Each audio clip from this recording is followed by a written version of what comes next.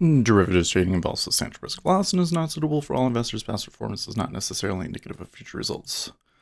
Good morning. I guess I'm a minute late here, but here on the open, they are just like going right for the overnight high. So there's that. They look a little bit overdone, actually, already.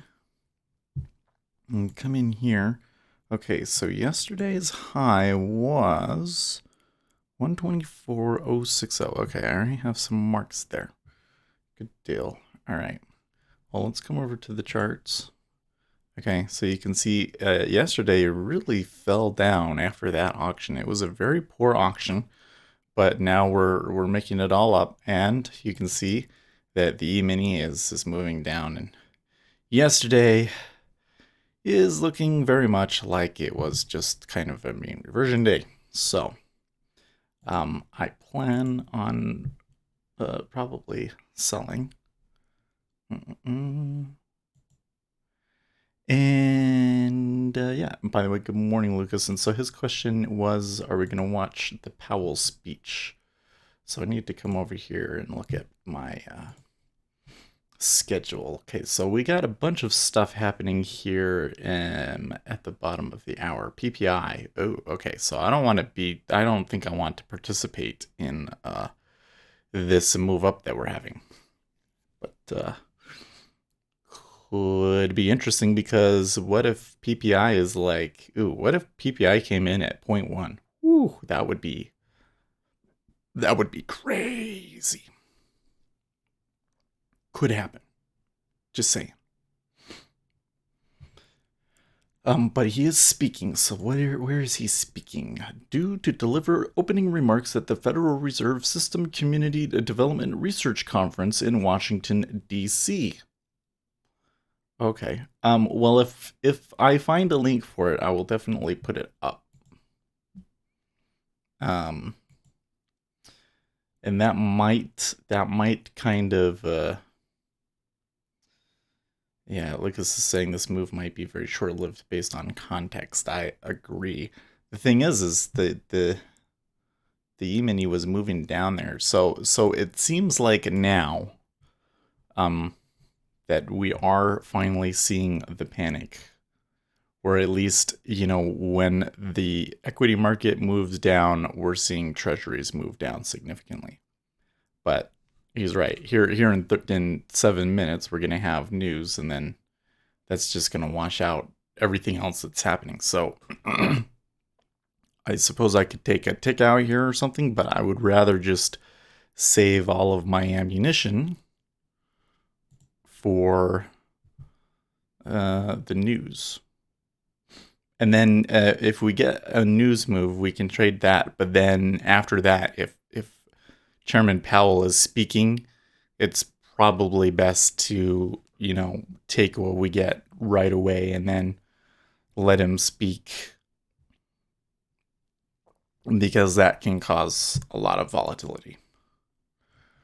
And given the time frame that he's speaking and everything like that, it could be a mover. So probably don't want to trade during that. Let's just check in here. What does John got? Oh, there's trade balance too. I'd like to think we'll see some buying coming into ZB in front of today's auction. We shall see how price manages to trade. Yep.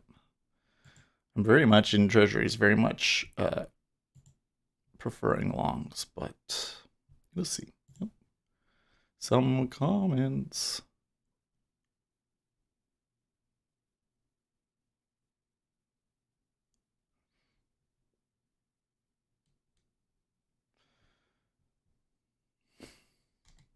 That's funny.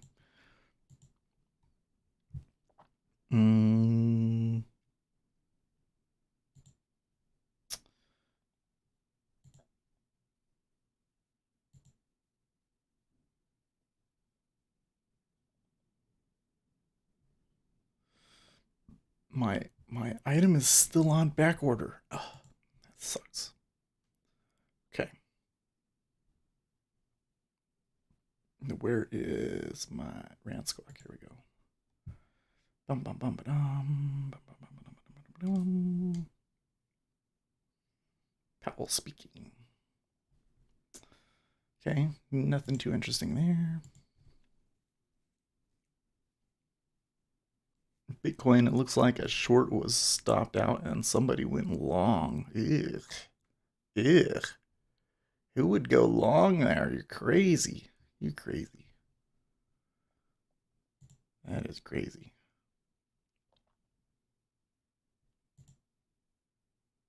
Look at this.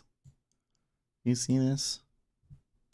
Here, Bitcoin just moved up to this 6K area now, 6.3 area now, and somebody's going long with margin. What? I'm telling you what, man.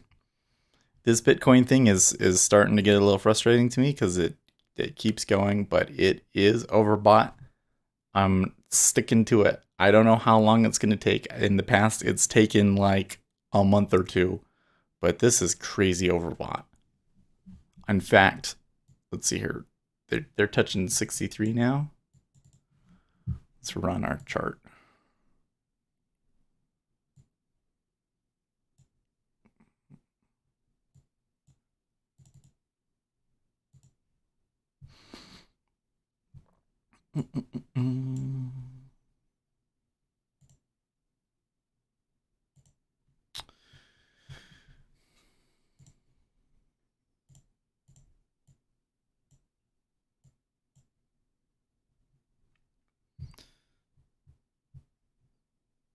Okay.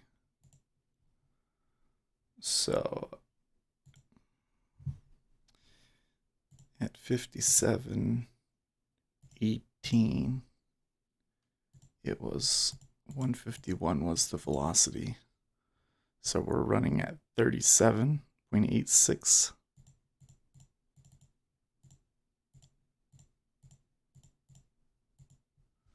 We're now reading 166. That may be. Hold on here. I forget where I put it.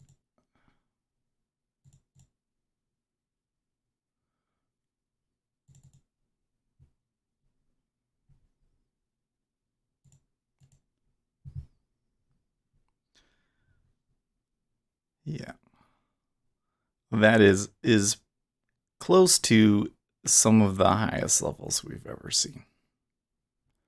166.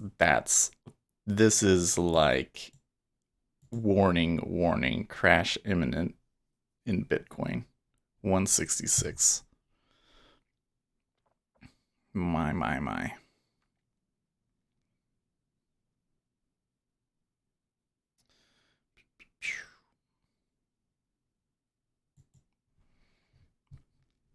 Okay, so we got less than a minute now here. It looks like that move off of the open is reverting a bit.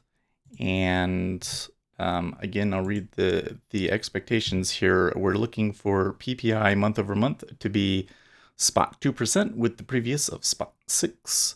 Core PPI, which again is the number without energy, is spot 2 versus spot 3, and that's probably the one that we want to pay attention to, excluding food and energy. Trade balance, looking for a reading of negative 51.4, and unemployment claims 215K. All right, so here we go.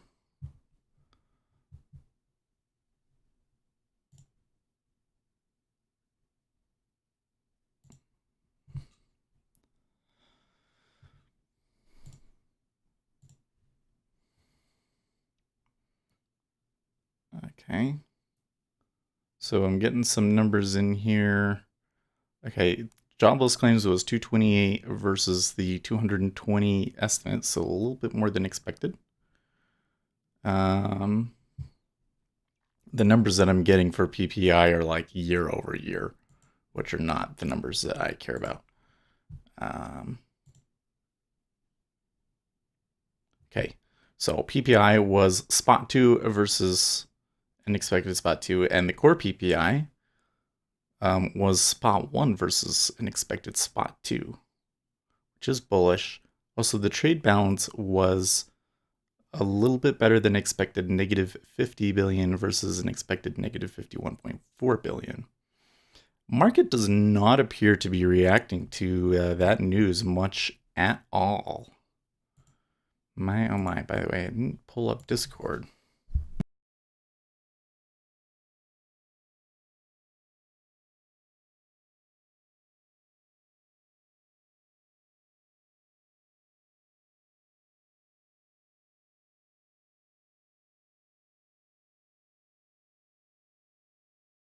Okay, so let's see. Do we get... let's just search YouTube, see if we can find one.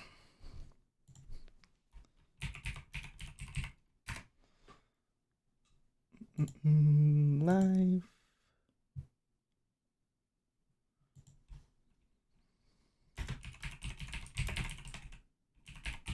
This might not be one that we... Oh yes, we can watch it live on PBS.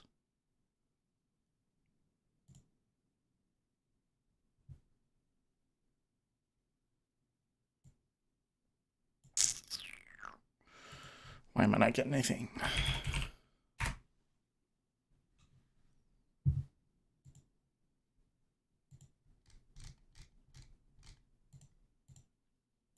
There we go.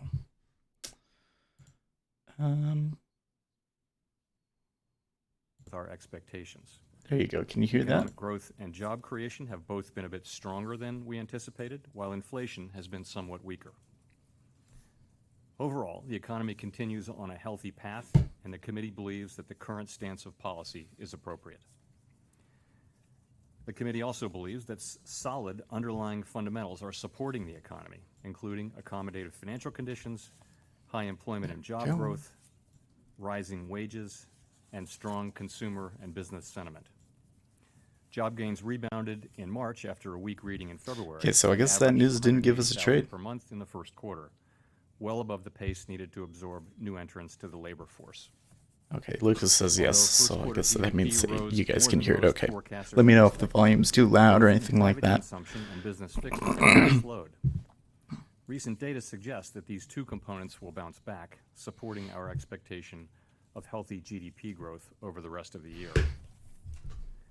The committee is strongly committed to our symmetric 2% inflation objective. For much of this long expansion, inflation ran a bit below our 2%. Yeah, that was a whole lot of nothing, says Izzy. Yeah. Slack in resource utilization. But last year, with the it's curious that they were so anxious to buy it on the open and then nothing happened. From March through December, core inflation, which excludes volatile food and energy components, was at or very close to 2%. Overall inflation fluctuated from a few tenths above 2% to a few tenths below over this period, with the moves mostly due to changes in energy prices. As expected, overall inflation fell at the start of this year as earlier oil price declines worked through the system. Okay. Overall inflation for the 12 months ended in March was 1.5%. Core inflation unexpectedly fell as well, however, and as of March stood at 1.6% for the previous 12 months. We suspect that some transitory factors may be at work. Thus, our baseline view remains that with a strong job market and continued growth, inflation will return to 2% over time and then be roughly symmetric around our longer-term objective. At the start of the year, a number of cross-currents presented risks to the outlook, including weak global growth, particularly in China and Europe, the possibility of a disruptive Brexit, and uncertainty around unresolved trade negotiations. While concerns remain in all of these areas, it appears that risks have moderated somewhat. Global financial conditions have eased, supported in many places around the world by an accommodative shift in monetary policy and in some cases fiscal policy. Recent data from China and Europe show some improvement, and the prospect of a disorderly Brexit has been pushed off for now. Further, there are reports of progress in the trade talks between the United States and China. The committee views About these that, developments, along Mr. with the Powell. outlook for continued growth, a strong job market, and muted inflation pressures, as consistent with continued patience in assessing further adjustments in monetary policy. I think he wrote that before Monday. Over the past several months, we've made a number of consequential decisions about our balance sheet. In January, we decided to continue implementing monetary policy using our current policy regime, which involves providing That's funny, man. In March, we decided to slow the pace of balance sheet runoff starting this month and to cease runoff entirely in September. These plans support our longer-run dual mandate objectives and also provide clarity about the path of our asset holdings. Today, we had a preliminary discussion about the longer-run maturity composition of the portfolio. Before the financial crisis, our portfolio was weighted toward shorter-term debt of the federal government. In the wake of the crisis, the Fed bought a large amount of longer-term securities with the aim of lowering longer-term interest rates and thus supporting the recovery. Because of these purchases, our portfolio is now weighted toward longer-term securities. As part of normalization, we will have to decide what the maturity structure should be in the longer term. This choice raises many complex issues and has possible implications for the stance of policy. Today's preliminary discussion laid the groundwork for more complete analysis and discussion, and we plan to return to the maturity composition question toward the end of the year. There is no pressing need to resolve this matter, however, and any decisions we ultimately reach will be implemented with considerable advance notice and in a manner that allows for smooth adjustment. As we've often emphasized, adjustments to the balance sheet normalization process may well be needed as the process unfolds. Finally, we made a small technical adjustment in one of our tools for implementing monetary policy, the interest rate on excess reserves, or IOER rate. The change does not reflect any shift in the intended stance of monetary policy. We use the IOER rate to help keep the federal funds rate in our target range. As balance sheet normalization continues, we have expected that the effective federal funds rate would shift up over time relative to the IOER rate. Last year, we twice lowered the IOER rate by 5 basis points relative to the top of the target range after the federal funds rate moved toward the top of the range. These actions helped keep the effective federal funds rate well within the target range. And today, we made one more such change. The target range for the federal funds rate is our main indicator of the stance of policy, and it remains unchanged. Am I reading? Thank you very much. I'll be glad to take your questions. I think I'm watching the wrong thing. This is what we watched before, isn't it? This isn't live anymore. This is a replay. That's what's going on.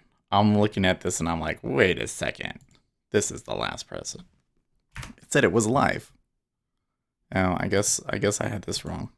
Let's go back here to live. Nothing found. Well, I haven't seen any headlines come through either. Wait, hold on. I feel silly right now, but that was not what I thought it was.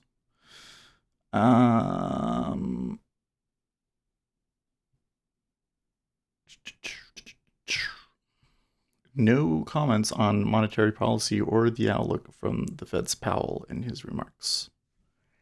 That's what I'm seeing from Forex Live. I think it might be prudent, though, to just be a little cautious here.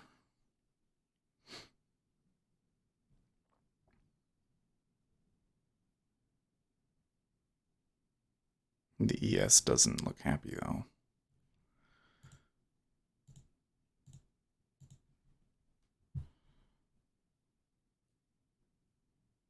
Okay. So they took O3 half, and then the O3 went weak.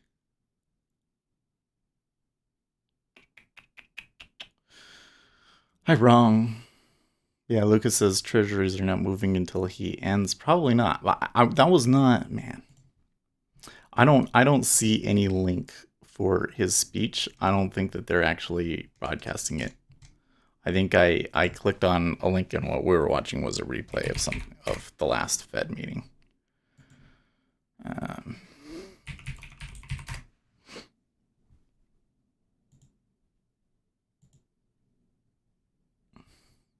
yeah. I filtered it to only live things, so I don't know why it didn't. I must have filtered it and then changed the search term and then it reset the things. That must have been what confused me. So I don't know. That was kind of weird. It's also kind of weird that the market is just so very, very uh, slow. PPI is usually a big mover number, and the core CPI was less than expected. That's a big deal to me. To me, that's a big deal. They don't seem to care, or was it that we're just already elevated compared to what that thing is because of the equity market and the trade war stuff, I suppose. Mm-mm. Well, and see, the E-mini is creeping down there.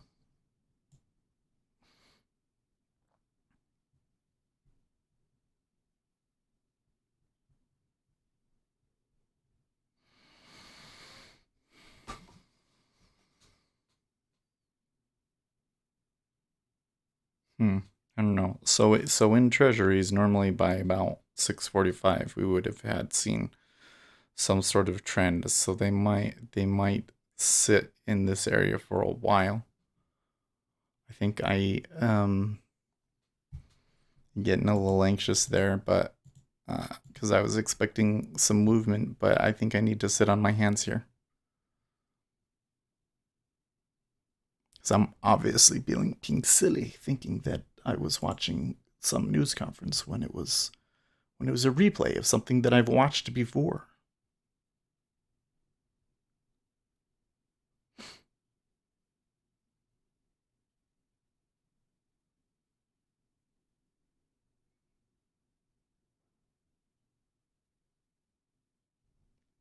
Why did I not realize? Well, I guess when I clicked on it, I suspected that, but then I thought it said live. This is so weird. All right, well, whatever. I should stop talking about it.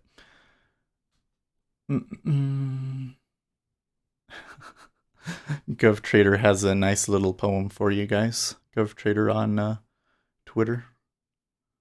Sell the highs, buy the lows, take their money, bash their nose. That's a good poem right there. Is that a haiku? I think that might be a haiku.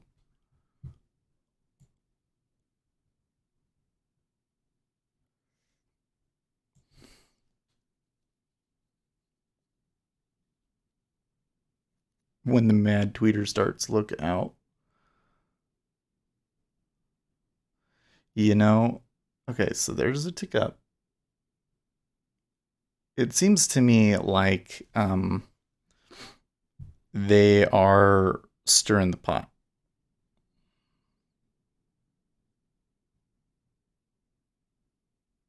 I don't think that I can buy 40, 04. I don't think I can buy 04. It looks weak, but it's the top of the range. Now, if we get a real strong trend, then I'm going to regret saying that, but it looks like it's we've kind of developed a little bit of a range here, and that they're stirring the pot and getting their fills. Yeah, so it flipped and it ticks down. See that? Ranging behavior.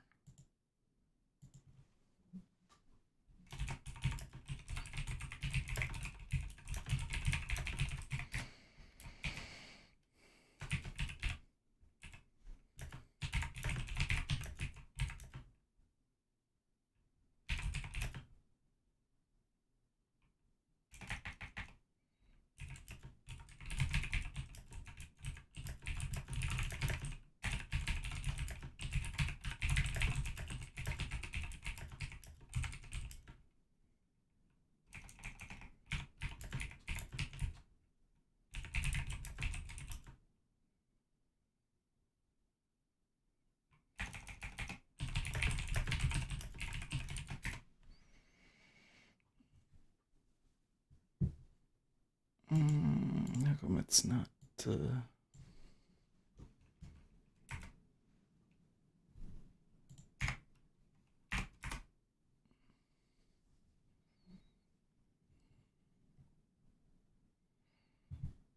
Like that.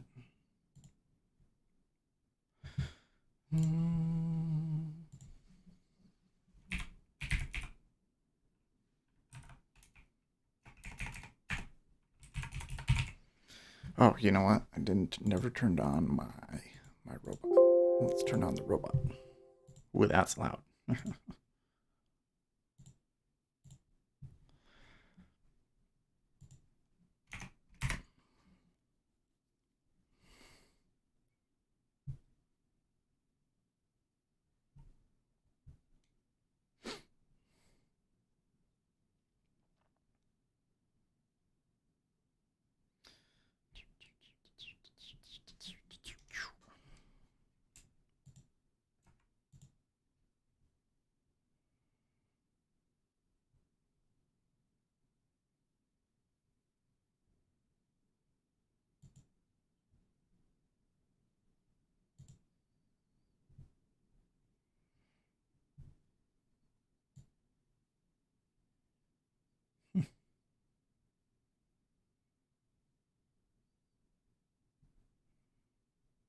Okay. So now they are hitting into 04.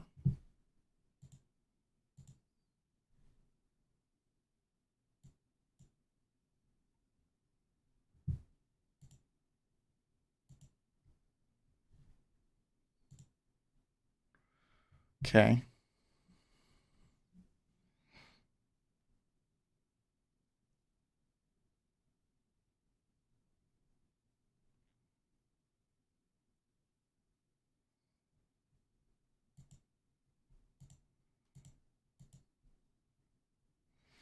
Lucas says it's on the channel of the Federal Reserve.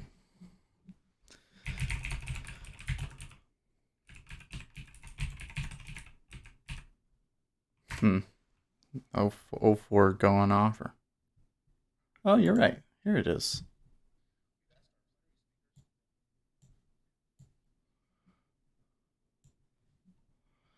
Much better. Okay, there we go. The hard part for you will be choosing between the concurrent sessions taking place in between the plenaries. We received about 140 paper submissions for the 27 spots, and I think I can say with confidence you'll find any of the breakout sessions engaging and informative. Oh, I'm so excited, folks. We ask your cooperation in Wish I your was there. spaces and settled with an eye to our schedule. So does that mean that Powell hasn't started speaking, or does this mean that he's already done? Transition times get a little shorter from there, about 15 minutes this afternoon and tomorrow. If you need any help finding a room, please look for a person with a green ribbon on their badge that says staff, looking for a room or for anything else. And also, please do hold onto your badge for tomorrow, as I don't believe we have new ones for you. After the morning plenary session, Well, Eamon is already looking at possibly a new overnight low. Juan Salgado, Chancellor of the City Colleges of Chicago and MacArthur Genius Award winner. The Chicago City College system has undergone a big transformation under his leadership, and his work for many years at Instituto del Progreso Latino, developing holistic educational approaches for ELL. I went back on the stream and he wasn't there, so maybe he's about to For which speak. he received the MacArthur Award is nothing short of inspirational. We've asked him to also reflect on the conference themes. Finally, tomorrow, Senior Associate Director of DCCA, They are stacking a little bit at 03.5. Middle-class workers, the real 4,000 isn't a ton, but it's more than what they've been putting. I hope you can stay with us till the very end, as you won't be disappointed. And I thank you once again for taking the time to be here. It's now my pleasure. Emini looks like it's going to go for it. Eric Belsky, Director of Division of Consumer and Community Affairs here at the Board of Governors. Thank you. No, I want to be able to see the yes, so let's put him up here. Good morning, everyone, and thank you for joining us. It's a pleasure to be with you all this morning, and I want to add my welcome to everyone to the there's a new low. Community Development Research Conference of the Federal Reserve System. And Couple of stops. We have in front of us a very rich and contentful conference, and that's thanks to the work of many of my colleagues across the Federal Reserve System who have assembled really a remarkable group of speakers, moderators, panelists, and paper presenters.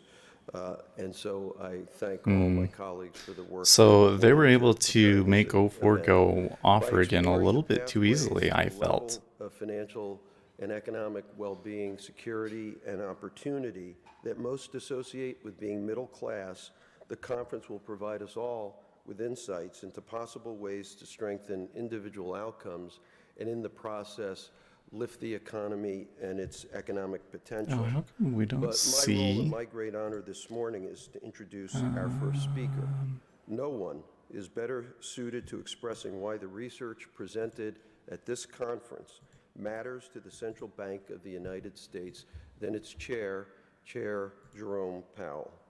Chair Powell has a deep understanding of how the economy and financial markets That's better. operate that he's developed over the course of a distinguished career. Having served as a member of the FOMC, Federal Open Market Committee, since 2012, he's a seasoned monetary policymaker. See, now Having O3 spent a is considerable the amount of bid. his career in investment banking and with private investment firms, he knows firsthand Well, how financial markets operate. I'm Having wondering. served in the U.S. Treasury Department in the early 1990s and for 7 years at the Fed, he understands well that financial regulation and supervision can provide a more secure foundation for the financial system and the economy. Over the time that I have had the privilege to work with Chair Powell, I have come to appreciate not only his remarkable intellect and his ability to communicate clearly and plainly, but also his high integrity, his fundamental decency, and his deep concern for the well-being of all Americans. He is truly animated by the Lucas opportunity says I he said, has I. to help fulfill the Fed's dual I mandate must not of be price on stability today, because and maximum employment, that's like to 2 keep the mistakes I made. economy on an even keel Not as trading possible, mistakes, but to safeguard the stability of the financial system, couldn't and get the ensure link. fair treatment He of wants to raise it, businesses right. and He's consumers really in talking transparent the financial president up. marketplaces. He's a person of the absolute highest moral character. He really serves as a light and a leader to everyone in the Federal Reserve System. He sets an example to which we all aspire. Yet, if you spend time with him, you'll know that he remains remarkably down to earth, maintains a terrific sense of humor, and great concern and love for his family. This action that we're getting here in the 10 years is suspiciously like yesterday's.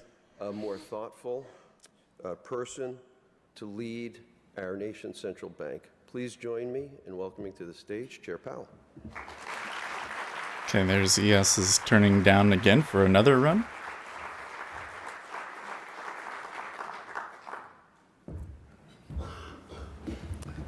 Okay, Thanks he's very much. speaking, so I guess I don't really want this It's my one. pleasure to join Mike and Eric in welcoming So that's good. all We of you didn't to the actually miss Federal Reserve anything. System's So that's 11th good. Community Development Research Conference, co-sponsored by the Community Development Offices of all 12 Reserve Banks and the Board of Governors. These biennial conferences are one manifestation of the Federal Reserve System's deep commitment to supporting research that helps policymakers, community development practitioners, and researchers improve the economic well-being of families and communities. These gatherings also inform the system's work in promoting consumer protection and community development, and I want to thank all of you for your contributions to this conference. This year, the conference focuses on pathways to the middle class, and while there are many definitions of middle class, I think we can all agree that achieving a basic level of income security is fundamental. Surveys suggest that many Americans believe being middle class means having a secure job and the ability to save.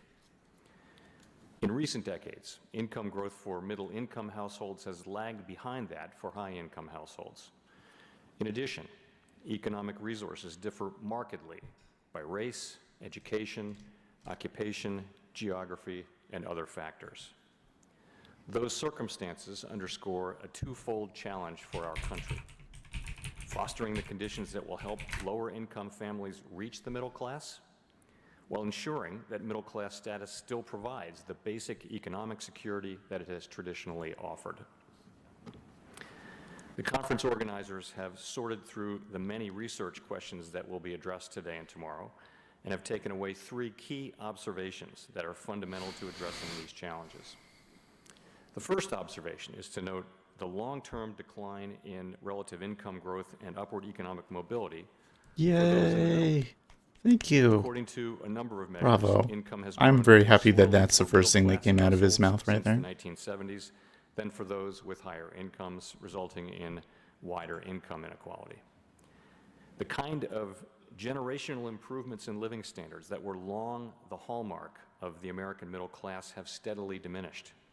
In the 1950s, better than 80% of children born in middle-class households grew up to out-earn their parents, but more recently, only around half do. One factor in this decline is the increase in income inequality. Another is the slower they're playing productivity. games. This Do you conference see will that touch there in on the other 5-year? possible reasons for this decline in upward The way mobility it and jumped relative up. income, such as changes in the prospects for career advancement that vary by occupation and by location. The second observation is the widening They're kind gap of in like, economic status they're and tipping prospects the between those with a volume, college and then all degree of a and those sudden when without. somebody hits, they like pull In the the rug out from 1960s, underneath of well them over 90% and let them all buy into of 04 working-age half, men held a job. and then There it was very little flips back difference in around the other employment way. between those with and without a college degree. And now the While 04 the is share of weak. college-educated working-age men with a job has fallen from more than 95% in 1967 to around 90% in 2017, it has plunged for others. 95% of male high school graduates were working in 1967, but only about 80% of them were working in 2017. Among working-age men without a high school diploma, about 90% had a job in 1967 versus a bit more than 70% in 2017. For women of working age, the trends are less clear, but those without a college degree are also less likely to work today. Research presented this morning will discuss some possible explanations for the divergence in employment, income, and other economic prospects between college grads and others. The third observation is that the prospect of moving up the economic ladder depends on factors beyond effort and talent, including your family, the neighborhood you grow up in, and the quality of the primary and secondary schools you attend. Your chances for attending college are much better if you're raised in a higher income household, and that advantage has increased substantially since the 1980s. Another factor is geography. Some research indicates that economic prospects are better for those who grow up in neighborhoods with less income inequality, less concentrated poverty, and better performing schools. Finally, across so many dimensions, we continue to see disparities in economic outcomes by race and ethnicity. These are crucial issues for us and for our country. Sound public policies can support families and businesses and help more Americans reach and remain in the middle class. And I look forward to hearing about your discussions over the next 2 days, and thank you again for your contributions to this conference. Thanks very much. Okay.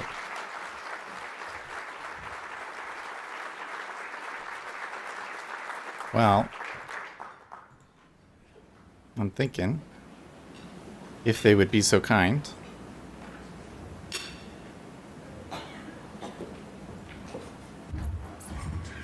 Good morning. I'm Claudia Sam from the Federal Reserve Board, and as Mike gave you a good introduction already for the conference, but I just want to say how wonderful it is to look out and see all of Okay, you. now they're like, here in all right, let's attendance get it today. on. Put a lot of time into thinking about what research and conversations that we wanted to help start over the next 2 days.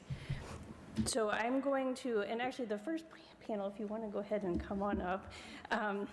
So we're going to follow directly on one of the key themes that Chairman Powell raised in his opening remarks, thinking about labor markets, employment, and the opportunities. So wait, he wasn't and how they speaking vary about anything across important. households and Apparently, he economy. decided to not speak about anything So important. Yep.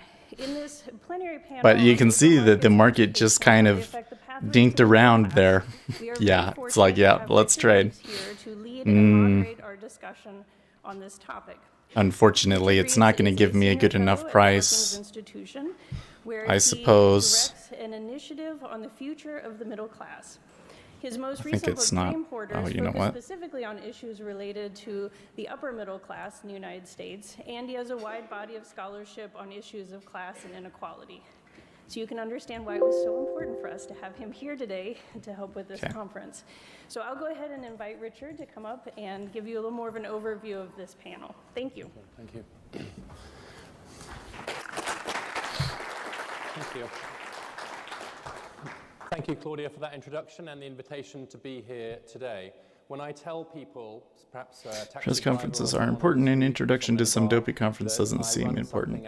Yeah, but sometimes he does decide to say something important. You never know. It is an important conference. Is the question we're going to be talking about today. And secondly, what do you know with that accent? So I am still something of a recovering Brit when it comes to figuring out what's happening to the US. I sometimes feel like an anthropologist going around saying, well, what does it mean to be middle class in the US? What does class mean here anyway? I have a pretty good sense of what it means in the UK. And particularly when you come to economists, getting them to agree definitions can be This quite guy's difficult. funny.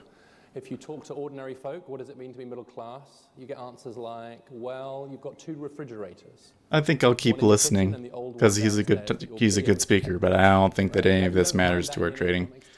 But those are the sorts of kind of Futures hit session low as Global Times says odds of a trade deal are quote unquote 0. You get at least 13 answers. Senator Rubio says China's not ready for a real deal yet. In this field, conducted an experiment which was actually basically that. She edited a volume containing 12 economists on the middle class, and she tried to get them to agree a common definition.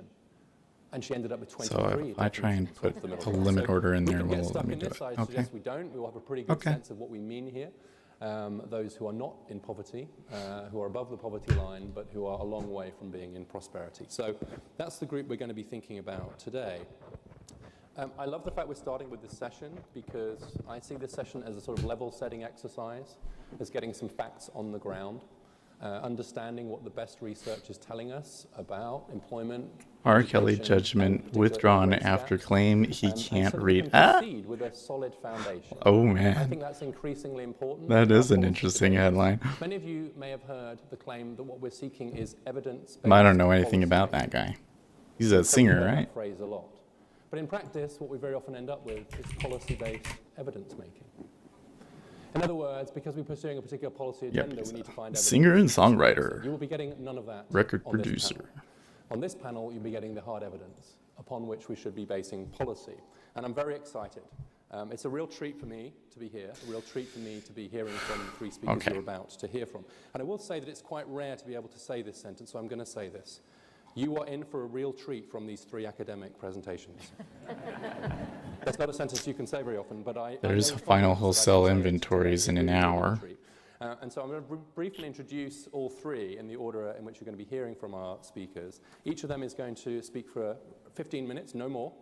And then we'll have a moderated conversation on the stage, and then we'll be able to throw it open. I guess he's a singer who's done some terrible things to women.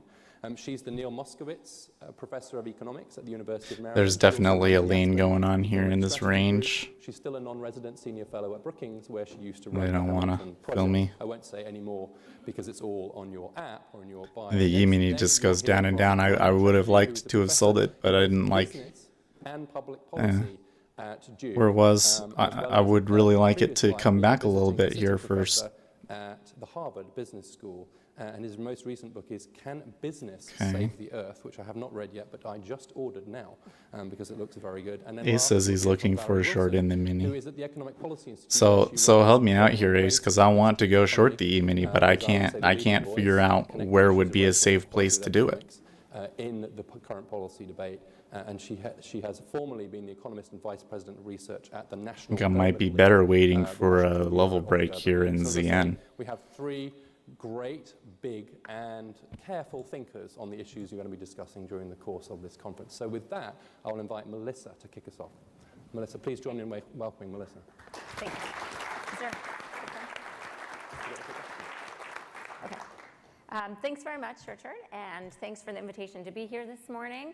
I'm going to spend my 15 minutes talking about one important and I would say critical aspect to the sort of threat to middle-class economic security. So and Ace that's is the kind of decline seeing the in same prime problem, age actually. employment. So that's interesting. So just to set the stage a little bit, there's been a decline, Well, a sizable decline there in the is share of there the is US room all the population way that up is to working 60. over recent decades. Actually. And so I'm just going to give you Oh, two you know what? stats, two numbers. From 2000 to 2019, the share of the population that's working has fallen from 64.6% to 60.5%. That might not sound like a big deal, but a 4 or 5 percentage point decline is actually a really big deal. And it's a big deal for a couple reasons. The He first went is short that if you 28, have 56, a smaller 25. share of the population working, this is a threat to our overall economic growth and our productivity. And you hear a lot of concern Well, about I'd like to be short, productivity but since and I the don't extent to know which where this I is can driven by the actually fact do it from, that I'm going we to have an just hold aging off. population, and therefore, just based on the aging alone, we would expect fewer people to be working. But that has all sorts of implications for productivity, for entitlements, et cetera. I'm not going to focus on that aspect so much of it. What I'm going to focus on instead is the fact that this decline in the share of the population working has been to a large extent driven by a decline in employment of what we call prime age workers. People aged 25 to 54. Those are the folks who we expect to be at the peak of their employment and earnings years. And the extent to which those folks are working less, that has real negative implications for individuals and families and their prospects at achieving middle-class economic security. The other thing I want to So they hit me, but my order didn't go through because I had that other limit order in, I think. Secular challenge here, the long-term decline in employment as opposed to cyclical variation. And I'll show you in a figure So what I that was mean kind by of that. the thing I wanted to So know. this is from the St. Louis Fed. So now I know. And it just shows in a long history from the 60s to the current day what the employment share in the population looks like. And so what you can see, stepping back from the cyclical up and down, the business cycle movements, from the 60s to the 2000s, we had a steady trend upward. But since that time, our employment share has been on a downward trend. And of course, you can see a dramatic drop during the years of the Great Recession and a slow but steady and rightly celebrated recovery since. But we're still below, far below our peak in 2000. Okay, so that time it did what it was supposed to. Let's see if we get the fill. This is the employment rate for 25 to 54-year-old men in this country. Their employment rate has That's going to suck if I don't get filled sixth in line. The 1960s. Come on. Again, you can see that there's cyclical ups and downs, but the trend has been downward. And even if you look at today where we are after this terrific recovery period, steady since 2012, you see that the employment rate among these Chinese men is still below its pre-recession level, and it's far below its level in the 70s. So this is what Chairman Powell was referring to when men are much less likely to be working today than they used to. Okay, so given the steady downward decline from men since the 60s, he says, explain the rise in got to admit that was mostly luck. I didn't sell treasuries on account of Ace being short. So yeah, I wouldn't try and short there up at that top necessarily. From the 60s to the 2000s, women were entering the workforce Yeah, in large it's numbers. relieving when you But sell around near the low and it 2000, cascades in your favor. That rate of increase in female employment came to a halt. And that's attracted the attention of researchers and policymakers. Why are women no longer? Well, this is making me entering the incredibly workforce in large anxious. numbers? I don't have time to go into gender difference. One point I want to make about this is that around this time, women started to comprise about half of the labor force. So perhaps we shouldn't be surprised that in the past 2 decades, employment trends among men and women have really moved in tandem as they're each comprising half of the workforce. So I have to say, though, based on how I got filled, that is not exactly how I expected that all to go. That comes out of it came out of the 2016 report of the Council of Economic Advisors. I think it's stunning in a really concerning way. Given the declines in male labor force participation and employment, the U.S. is now third from last in terms of the share of men in the workforce as compared to other highly industrialized countries. And the decline in employment over this 30-year period for men has been particularly large in the United States. See, that shouldn't happen. What I want to talk about in the next 10 minutes is But a project that I still have room here. At the University of Maryland and I have been working on trying to analyze the causes of this decline. I'm going to say that shouldn't happen, but it's not outside of the realm of possibilities, and it's not something I should be panicked about yet. But the E-mini, in the employment rate yeah. changes in the population. So to what extent is this decline the result of population composition changes? We have more people now who we'd expect not to be working, let's say because they're retirement age. And to what extent is it due to declines in within group, and which groups, their rates of employment? And then after we establish those facts, then we look to figure out what are the causes? Why are prime age workers in particular working? 5 years not holding a good bid. For a factor to be largely responsible for this decline, it has to meet two criteria. The first is there has to be solid evidence that that factor is causally related to employment. Okay, so to what extent, for example, do things like the price of childcare affect the rate of employment among women? The second thing is, was there a change in that factor over this time period? So perhaps something seems Now to be it's related holding to a bid. employment, but it didn't change over this time period, then we wouldn't expect that to be a big part of the explanation. So that's what I'm going to review for you. All right, let's start by looking at different groups. I'm focusing on this period after the year 2000. The E-mini took that dive there and is recovering. The top line, those are 25 to 54-year-old workers. Those are prime age, and we see this. It's masked a bit in the way these axes are, but decline. That lady's voice is eating my soul. Their drop in employment. I mean, we can turn it off if you guys want. What do you guys think? Concerning because these are people at the beginning of their career, and so we need to worry about if 16 to 24-year-olds are working at low rates. Actually, you know what? I am kind of finding that a little distracting now. Whew, I'm gonna turn it off. Okay. Down tick.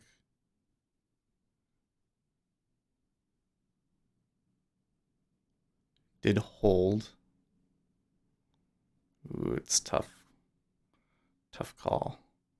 The E-mini is pulling back. That looks like that they might have been just like a crescendo kind of a dip, you know? Off. Lucas says off too. Yeah, I was finding it. It was. I think it was interrupting my thought process.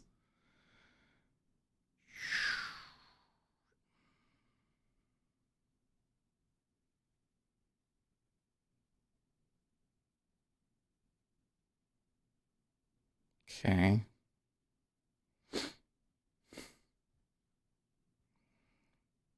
So right now,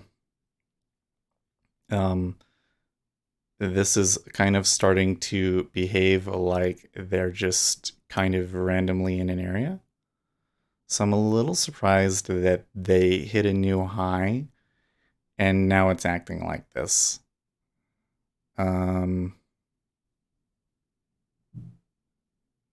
That 04 is pulling like a lure. But the E-mini just came back, quite a bit there. So I don't know. Probably the E-mini is going to try and test it again. You would think. Nobody freaks better and louder than Stephanie Roll of Bloomberg.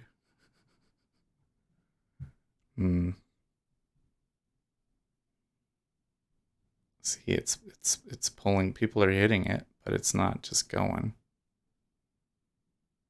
But I may end up being one of those unfortunate souls here in a second.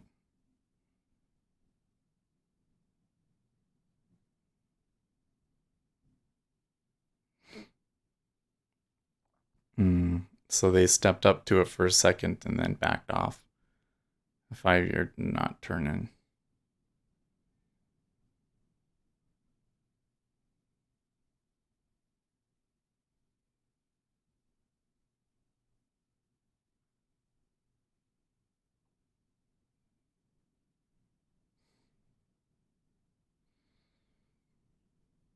It's very windy outside today.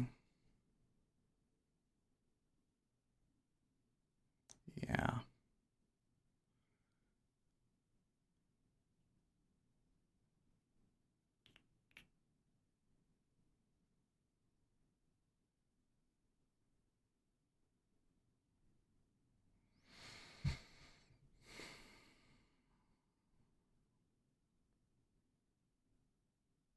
Okay, so there the E-mini took another little step up. The level 2 is still...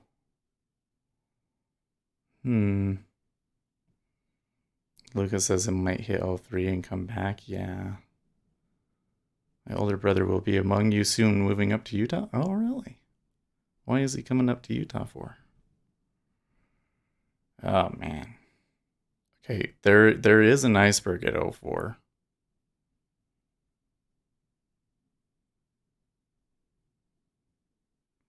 Okay, finally a flip in the level 2 and the 5-year ticked up.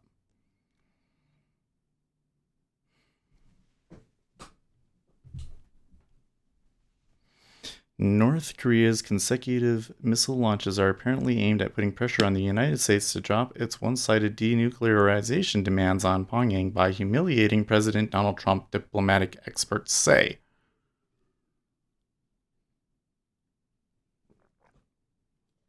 So that seems to be just kind of a guess, yeah? Not really news. Okay, 04 half firmed up there. It's pulling and firming up. That's,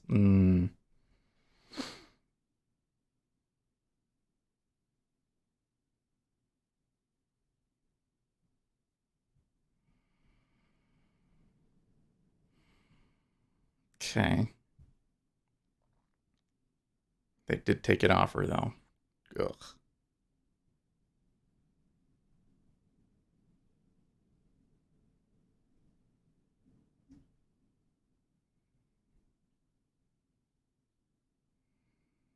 They are playing games here. My oh my.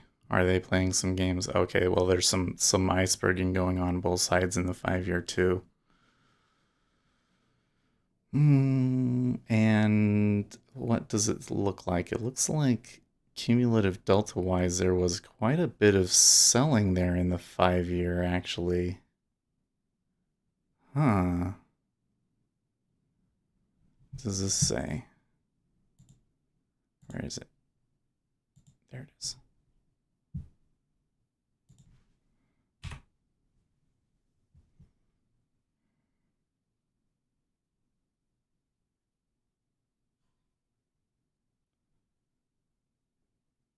Beware of the permanently high plateau fallacy.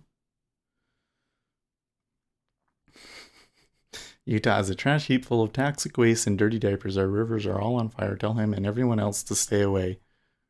It's nice. No room in the end. If I had to commute, I would shoot myself, but we'll love it. He will love it. Yeah, down in that Provo corridor that Ace lives in, through the point of the mountain, is a real nasty traffic. I would not want to travel between Alpine and Salt Lake. But coming from Davis County, it's not too bad most days. Okay. So the 5-year kind of going back and forth at 062. This kind of is starting to look like a consolidating triangle higher. But I'm not sure. The E-mini is showing some bids. It's interesting.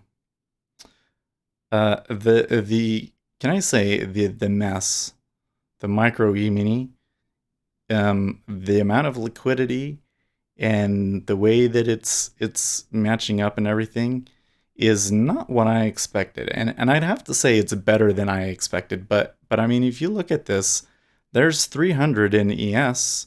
There's 300 in MES. They almost look like the same thing, except for that almost all of the liquidity in the MES pulls when they tick up and down.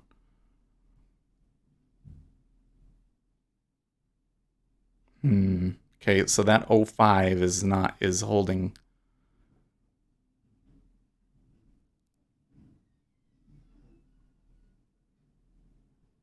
It is really windy out there. That did not sound good.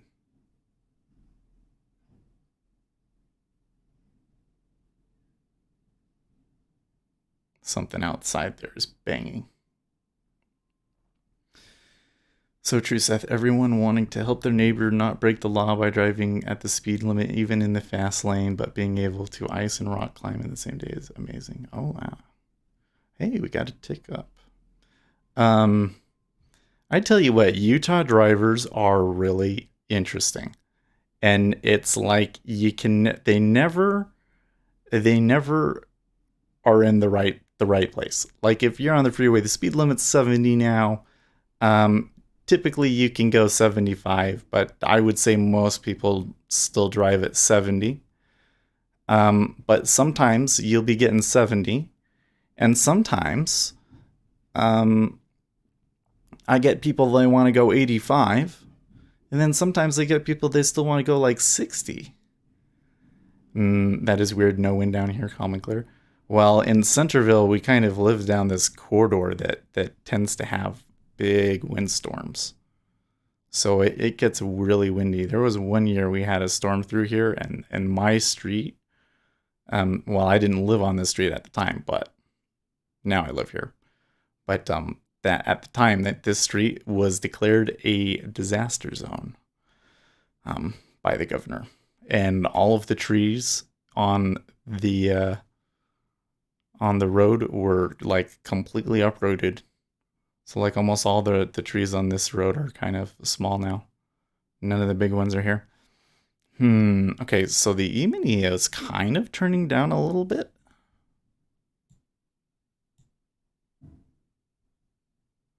I'm still not sure, and I don't really like the time of day here either.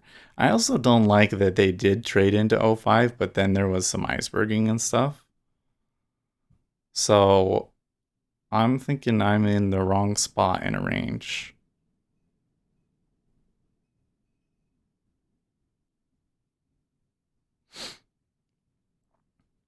Anyways, so we'll get wind here, and it won't be windy anywhere else. It just comes down through the canyon.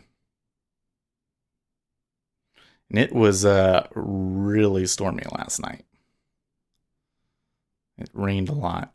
My dad was talking about renting the bulldozer and moving the rocks in the backyard so that we can get going on grass soon. But I'm not so sure that that's going to happen if it's going to be that windy. It's probably still pretty wet out there too. So there's kind of this big bid in the E-mini that's showing up and disappearing. Kind of makes me wonder also. This volume in the 5-year is a little suspicious. There was a lot of back and forth there. A lot. Okay, so here's coming some buying into this Berg at 26.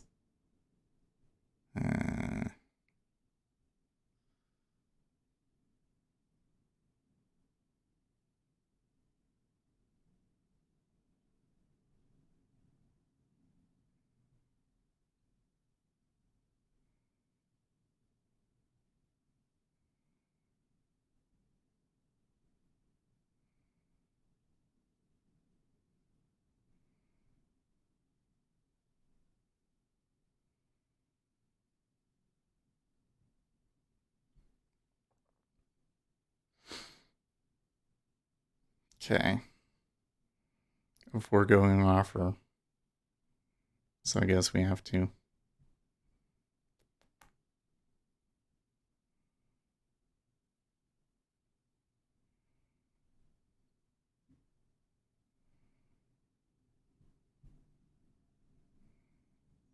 A 5-year kind of looks like it's fallen down there.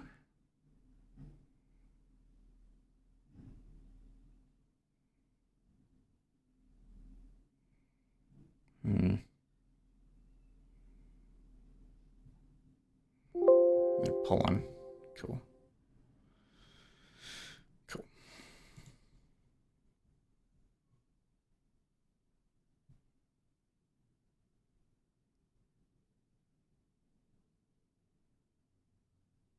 Is it like the movie Limitless? No. Uh, the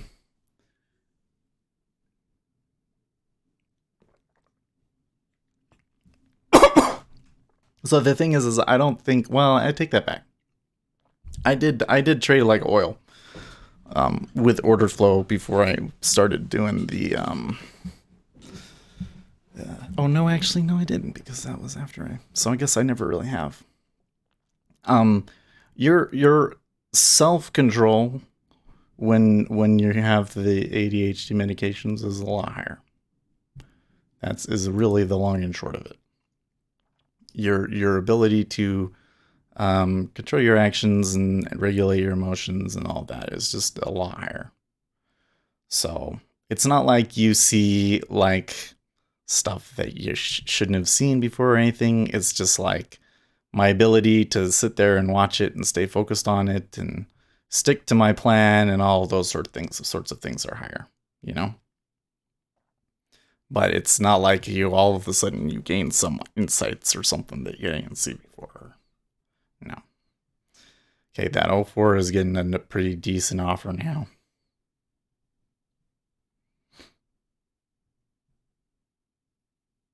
So I have to say, I think when that came back up, did it actually? Oh, I never actually got a favorable tick on that. So when it came back, I really should have. I really should have tried to scratch it. I don't know why I didn't. I guess I thought that it was starting to look good, but no wonder you talk so much. Well, the reason I talk so much is because I'm trying to keep the stream active. You watch, if I just sat, I mean, I used to just sit and not say anything. And that part of that was because in the beginning, there wasn't a whole lot of people in the chat. And you would see like people would come in and then they would disappear because there was nothing interesting going on in the stream. Like, most of the people that are interested in watching the stream are going to be trading themselves. So they're not going to care to open up the screen and watch it, right? The people that actually watch the action, they do that afterwards. And I'm surprised there actually is a lot of people that do that. So really, most of you guys have it open and you're listening to the audio. So if I'm not talking, then there's no reason for it to be open. Yeah, Lewis says, no dead air, please continue on. Exactly. And I think it's kind of just like some background noise is, I think, kind of how it goes. But so that's why I talk so much. Otherwise, I think I would probably be really quiet because the Adderall makes it hard for me to talk. Like, I hardly say very much at work. I used to be, when I'm off the medication, sometimes you just get me and I can just go off and off and off, and kind of like I do on here, but it's even more different when you're in person, because then I can kind of get excited because, anyways. So that's the thing is like, if you don't have ADHD and you take Adderall, it's going to be weird. Well, it's not weird, but like, okay, if you take a small dose, you might just have a sense of like a feeling of positivity. You know what I'm saying? Like a feeling of positivity comes in. If you take a lot, then you will feel euphoric. So if you have ADHD and you're prescribed it and you are feeling feelings of euphoria, that's generally not good. Okay. So there was a big old iceberg there at 03F. I'm wondering if they're just going to jump right through this now. So I was sitting there like, I wish I could buy this, but I don't think I want to do it right here before the E-mini opens.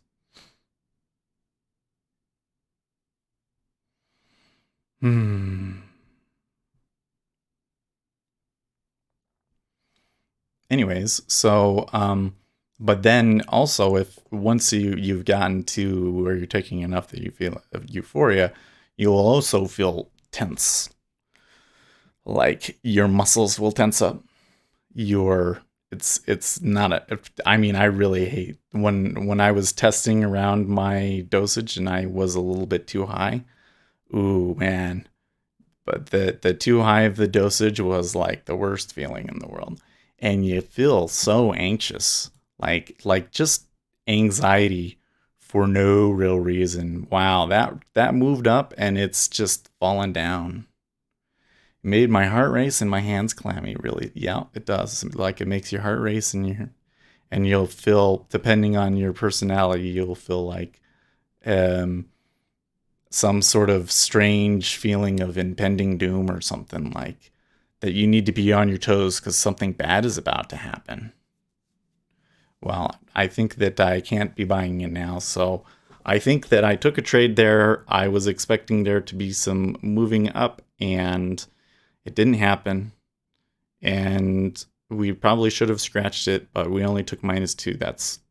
That's better than nothing. So I'm not going to say that that was a complete disaster, but I wish I had seen that opportunity to get out as an opportunity to get out.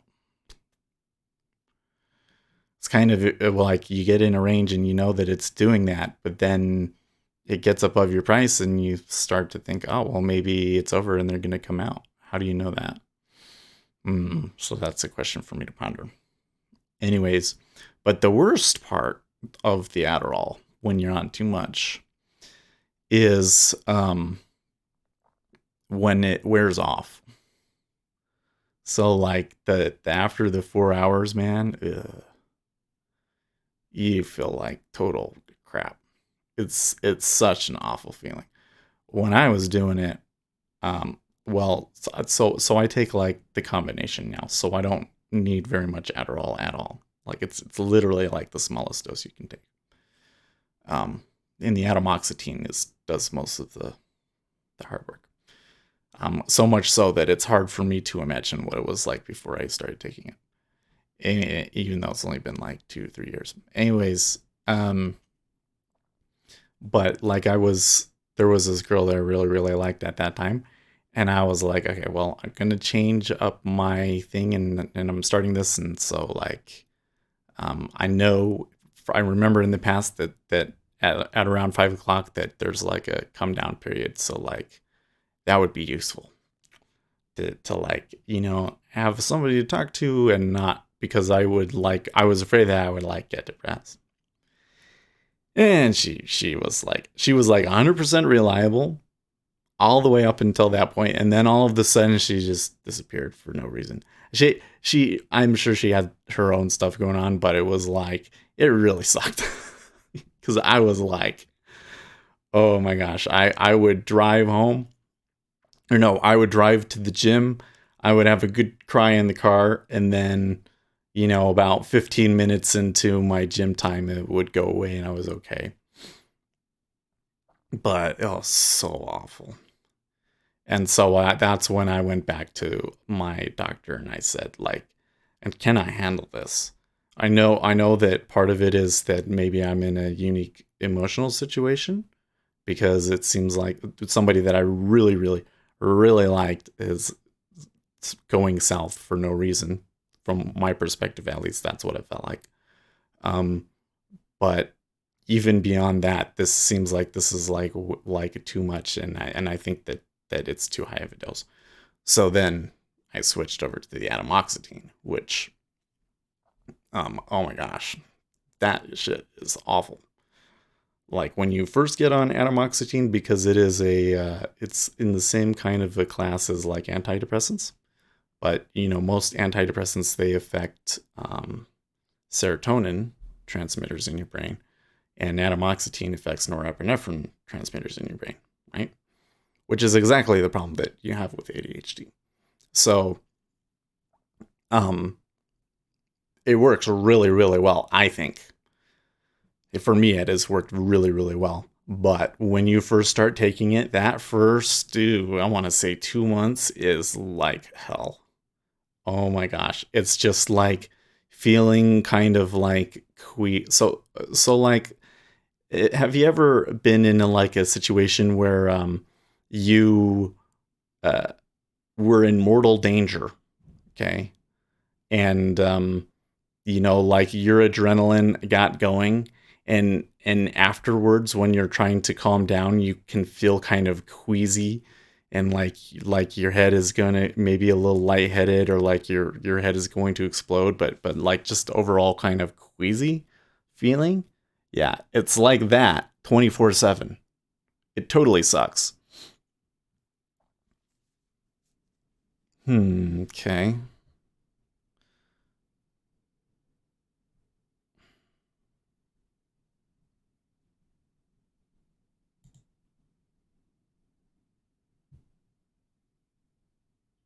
Okay, that's a good fill.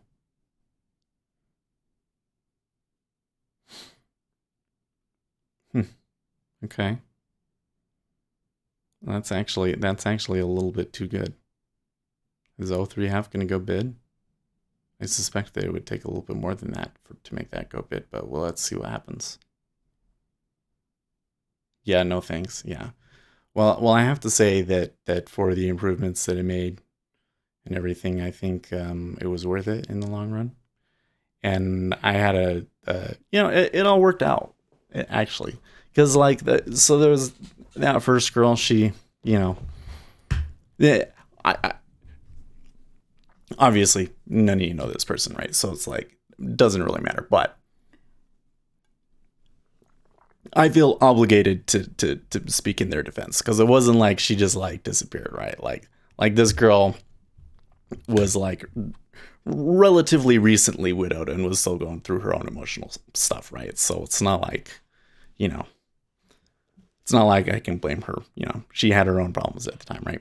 But so she disappeared, but there was another girl that I had been dating for a while. And I mean, I really liked her, but I didn't like her as like there just wasn't that emotional chemistry there. We were just kind of like really good friends, and kind of like friends with benefits, I guess. So that was like there was a couple of days where I pretty much took that whole week off, and she had that whole week off too. So we sat around and watched comedies for that week, and that was really good and helpful, because when you first get on amoxicillin, you get kind of strange thoughts too. Some people get strong thoughts of suicide, which I didn't really get, but that's the sort of thing that it does to you at the beginning, right? And then it was okay. And then shortly after that, I met the girl that I ended up marrying. So like it all worked out, but it was probably the most unpleasant experience of my life.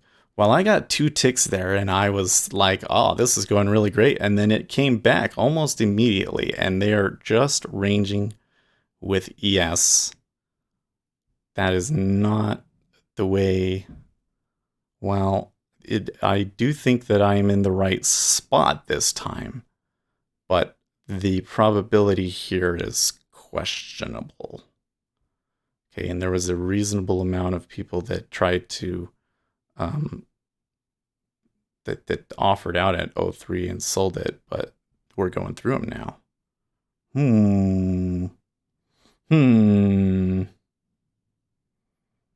What you doing, ES?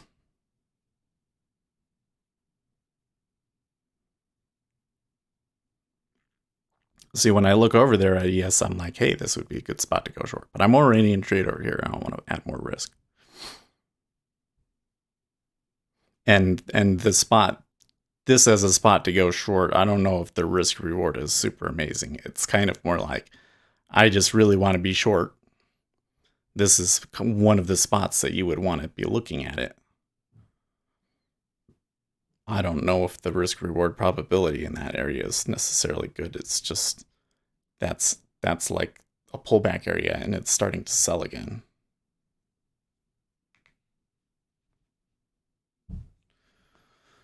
We don't have exact timing, I'm told. Talks this afternoon and a dinner with Liu He and the U.S. delegation this evening. Liu not expected at White House as of now, and no word on photo ops. You need anything else? This was talking about the trade talks. Don't use anything not good to your health. Over time, those habitually using Adderall develop a tolerance to the drug and unable to function normally without it. Well, yeah. So again, you can remember most of the stuff that you're going to read about Adderall. It affects people that don't need it, don't really need it, very differently from people that do, right? So for people that don't need it, what happens is your receptors eventually sit down and realize, hey, I don't really need this, and so they develop a tolerance to it. It doesn't affect the nerve cell as strongly, right? But for a person that does need it, then what happens is it's like, oh, I'm just normal, and so it just develops normal. So some of the side effects go away, but the benefit and everything doesn't, just kind of stays. And it's almost like you just forget about it. You feel normal, and it's like, that's it, And then when you stop taking it, then you have less less adrenaline in your system. So it's almost like you feel exhausted, maybe, I guess, is maybe one way to put it. But definitely for like, if I don't take it for like 3 days, then for about 3 to 5 days, my ADHD symptoms are going to be worse, for sure. And you feel kind of like tired, and I kind of get these weird kind of like, I just feel like spazzing out. Okay, so here's E-mini is selling for a new low. Treasuries are bidding up, but not terribly strongly. Okay.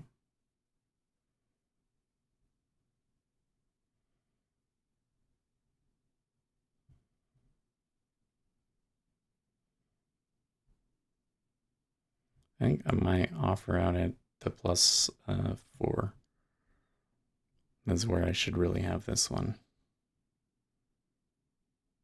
And we'll just see if we get some momentum, we can just move it. Yeah, I have to say, because I know the Adderall has kind of become like not a recreational, but like a performance drug for a lot of people. Don't take it if you're not ADHD. I do think that there probably could be yeah, performance enhancing or recreational uses for it, but it would have to be like a super tiny amount, like a milligram of it or something like that. And otherwise, you're just screwing up your system. You really are just screwing up your system. And the problem with it is that when you have too much, well, for me to get that kind of feeling, it's tense and it doesn't feel good. But a lot of people, they get like that euphoria feeling, and that feels good and is addictive, really. So you really are setting yourself up for something nasty.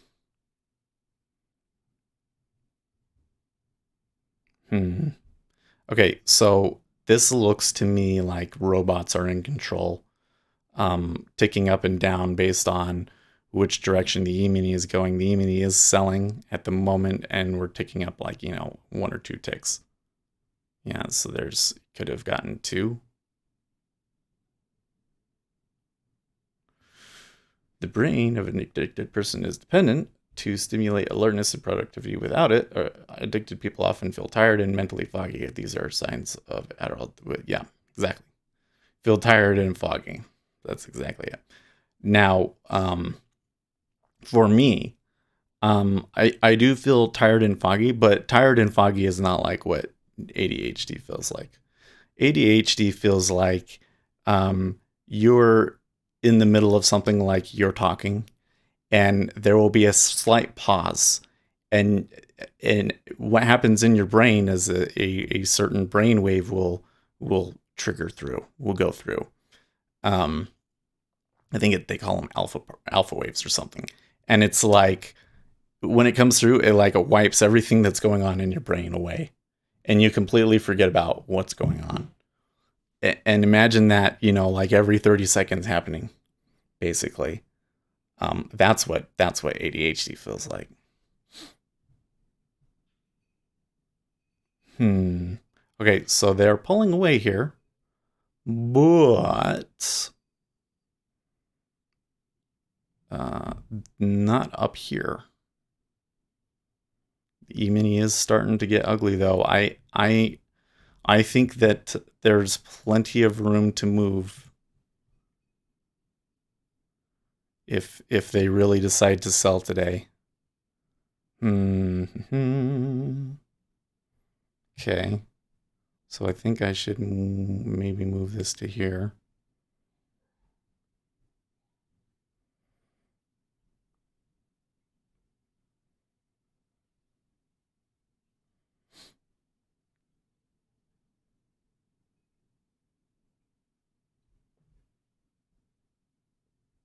Okay. So it's fighting a little bit here at 04.5.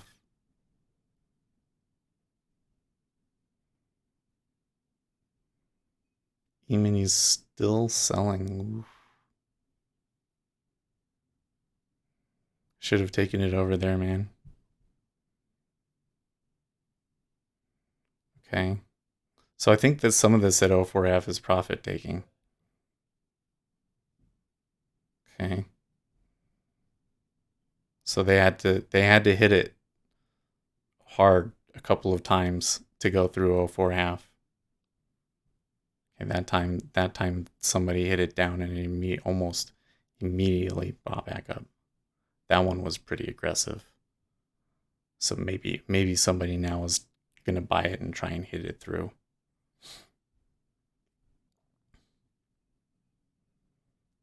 But yeah, I guess the thing you gotta remember with Adderall for people that don't need it, and in terms of addiction, is that it increases basically it causes your brain to secrete more norepinephrine and dopamine. Now remember, dopamine is like the pleasure chemical in your brain. Like that's the thing that, like, if you do something that's beneficial to you, and then it secretes dopamine and it makes you more likely to want to do that sort of a thing.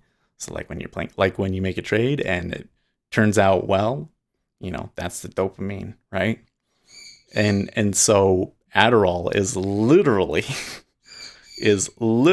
addictive in terms of the effect that it has on your brain, right? But as Smashed Bit already pointed out, the receptors in your brain adjust to it.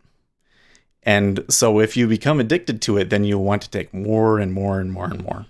Okay, they just stepped through a big one right there. And so you want to take a higher dose, and that's when it can become very dangerous. Right?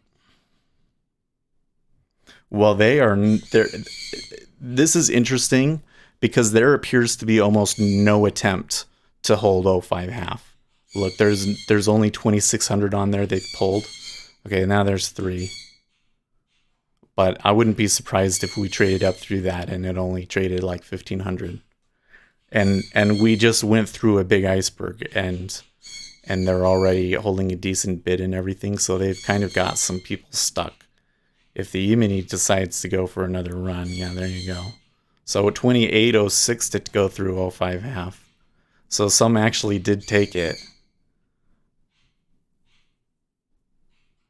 Oh, man.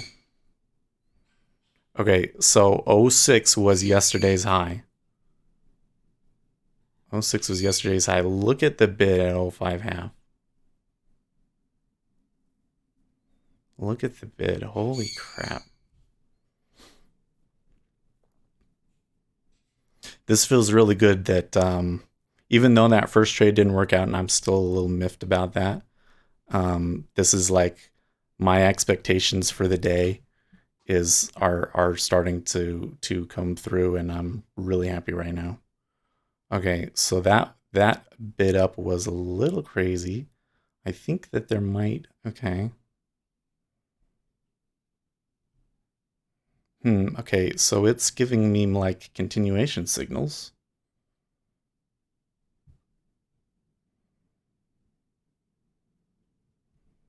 Okay. So I'm going to take this fill if I get it. Because there is still this liquidity at 08. Nope. Okay.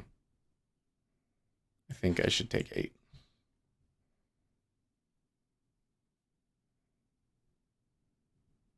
Please,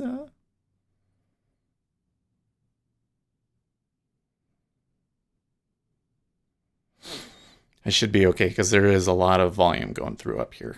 So I think that we should have enough room to get out.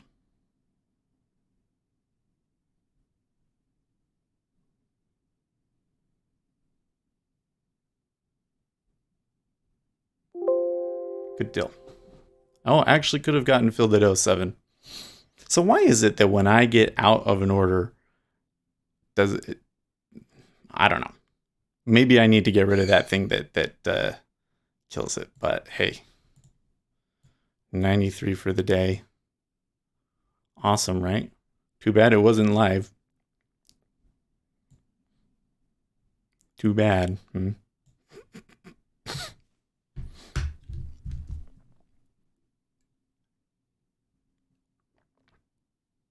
Wow. Oh, and it's only 7:52. Guys, I don't know. Okay, so let me see here. So I got in at 03. I got out at 07.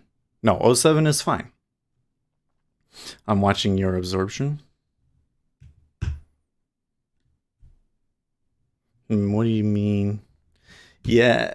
So, the thing there is a big order at 08 that's been there for a long time. So that's going to be some resistance, and it's kind of like, I mean, this is really moving, so I think that they could go through it, but the problem that we've had, okay, so I really could have gotten the one. The problem that we've had is it never really going, you know? So here, when it's giving me a spot where my probability decreases, I probably still need to take it out, even though there really could be like another 16 in this. I mean, now that we're past the 06, you know, we're through a key resistance area. This could trend. This could really trend. But I don't know. I like what just happened. I think that that's good to just, you know, relax. It's okay. I don't want to how to say this. Okay, I did take that one live. So I'm really happy about it. And I'm trying to like take a step back out, because I think that the tendency is to be like, woohoo, it's game on, like, let's buy this motherfucker up sort of a thing. But look at that, 07.5. Okay, so that is a definite potential exit signal, but there's so much at 08, and the E-mini is really probably just going to absolutely tumble today. I was looking, well, okay, so they're already there, actually. I was looking at 28.43. Let's come back over here, and I'll show you guys. Oops. This one right here.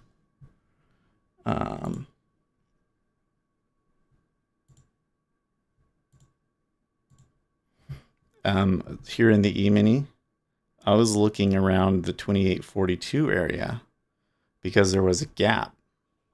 So I was expecting the E-mini to fill that. Would it have been? I don't think it would have been more, because in order for In order for me to have made more trading the mess, I would have had to have made like 100 ticks. But, turned out. And I think I had the exit right. I took it a little early because they did back off from it, but I could have waited. I think I did the right thing. That was a good trade. That was it wasn't the best trade I've ever made. And not even the best trade I've ever made live, but okay. Hey, look at that. So they go through 08. Yeah, this is where it's kind of like it can just keep going. Oh, your absorption circles on the chart. Yeah, so look at, that's a good point there. They're showing up for sure in the 30 year.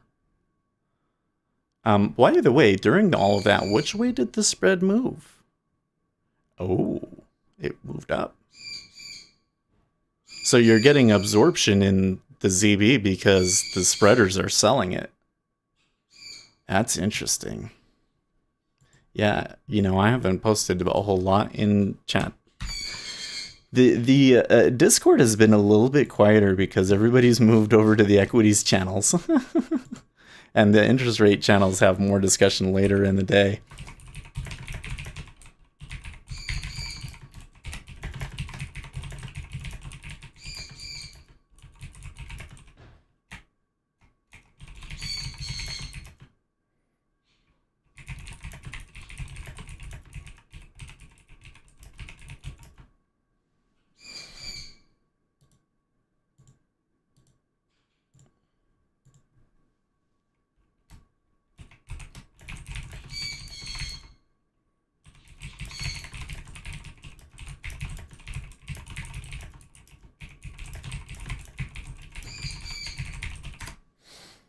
That's a good observation there. Okay, so there was... Oh, hey, check that out.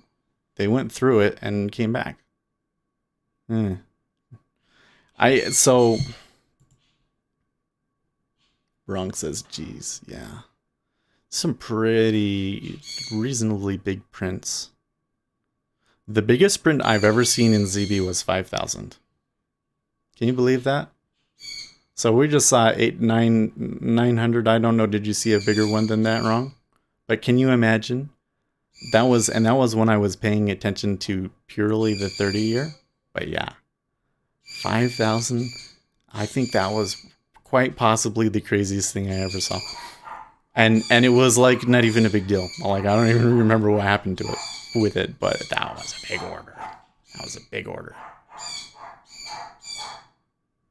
Yeah, I think I got caught in this thing again where, so on the exit here, come back over here, sorry. Remember, if there is an iceberg, or a big order at 08, okay? Let's say there's a big order at 08, okay? And you're the big guy that wants to get it at 08, okay? How... Yeah, I switched it. He said wrong screen. I switched it. Yeah. Okay. So if I'm the guy with 6,000 or however 8,000 or however much it is right here, and I'm like almost all of that, and I want filled really bad. How do I make that happen? Right? You really, to get that, the market is gonna have to come up with some momentum. And if I'm the one, how do you trade with that noise in the background? Well. I tell you what, they're usually not all that loud, but they just woke them up. They're saying good morning. Anyways, you need momentum to go through you, right? So and let's say that was for you to go short, let's even say, right? Say you wanted to go short at 08 and you had all that up there. How are you going to do that? They're going to go through you with momentum, and then they have momentum on their side. They could keep going and just stop you out and use you as fuel to push it higher. So how are you going to do that? Well, and especially, since for you to do that, you're going to have to win and all these guys are going to have to lose. So instead, what has to happen is they need room. They need room. So it's in ZN, it tends to be 1 to 2 ticks around the big spot. So what happened there was when we got to 07, I saw it starting to do stuff. And what you will find is that when you start to see those signs after a big move of momentum, you'll get that. You might even get an iceberg at '07. You might even get an iceberg at '07, but they'll go through it and they'll develop that range. So anywhere in here is okay to take it off. Obviously, '08 was the best spot in this case. '08 or '08 only 227 went into it, so I guess not really. But I took the worst of the acceptable places to take it off. So, but that's the thing that you get, and I guess I kind of knew. Remember, I said, "Oh, I think I can get '07.5," but first of all, we didn't know that they were going to go through the '08. But then, second of all, the thing has been lately is that they've been coming up short. This is the first one after having tried to get this trade now all week. They finally gave it to me. And that's what I was going for with that first trade that I took -2 on too. So glad it finally happened though. See, now you'll get this this ranging behavior because it's like all of the guys that are long, they have to distribute. And if you were long and it just came back down to '06, it's like, well, why would I sell there, right? So it has to balance out. That's why you get this thing that's like it goes up and then it kind of and then goes flat, right? Because they have to distribute, and that's what causes the profile. And you can see it. You can see it forming. It's quite a lot of volume that's traded up here too. So that much volume, that's very much acceptance. Anyways, so yes, the birds are loud. I think I have my microphone set so that it's better that it doesn't catch just the noise. But when they just wake up, man, they are loud, aren't they? Let me tell you what, folks. If you ever have any intention of like streaming or recording things in your house, or you just like things quiet, don't buy sun conures. Those birds are effing loud. I got the bird because when in my first marriage, she had parakeets, and she really wanted a parakeet. So, are you still short on mess? Or are you talking to Ace or someone? I didn't take a trade on mess. I wanted to be short on mess, and my target would have been 28.42. So I think that I'd probably be trying to get out right now, or at least considering it in the E-mini. Not that it can't go further, but that's just, I like to say this is like, if we do get momentum, this is like the minimum that it will go, and I just take that unless it really gives me a strong signal that it's just going to keep going. Over here, though, in the mess, given that the E-mini did just have a crescendo event there and we came back more than 4 ticks, I think that if you were short on the E-mini, you have to be considering taking it off. Because the Treasuries are saying that they're done for now. I guess if the E-mini decided that they were really going to sell for another leg, then maybe the Treasuries could bid back up to the highs really quickly, but yeah, so you see there, my wife comes down and feeds them, and they quiet down a little bit. Anyways, sun conures, they're really loud. They're really, like, I think they're some of the best conures to get, because like the quieter ones, like the green cheeks, they're kind of bitey, and they're not as fun. Sun conures have a little bit more personality, and they're fun, and they really like people, and they like to snuggle with you and everything. But that downside of all the great personality is they are really loud. And those doors, I will show you. Those doors are just like French doors. And there's nothing preventing any of that sound coming in from underneath of the door. And so it's basically like the bird is like right there. So all of the sound comes through. So I am sorry that they are so loud.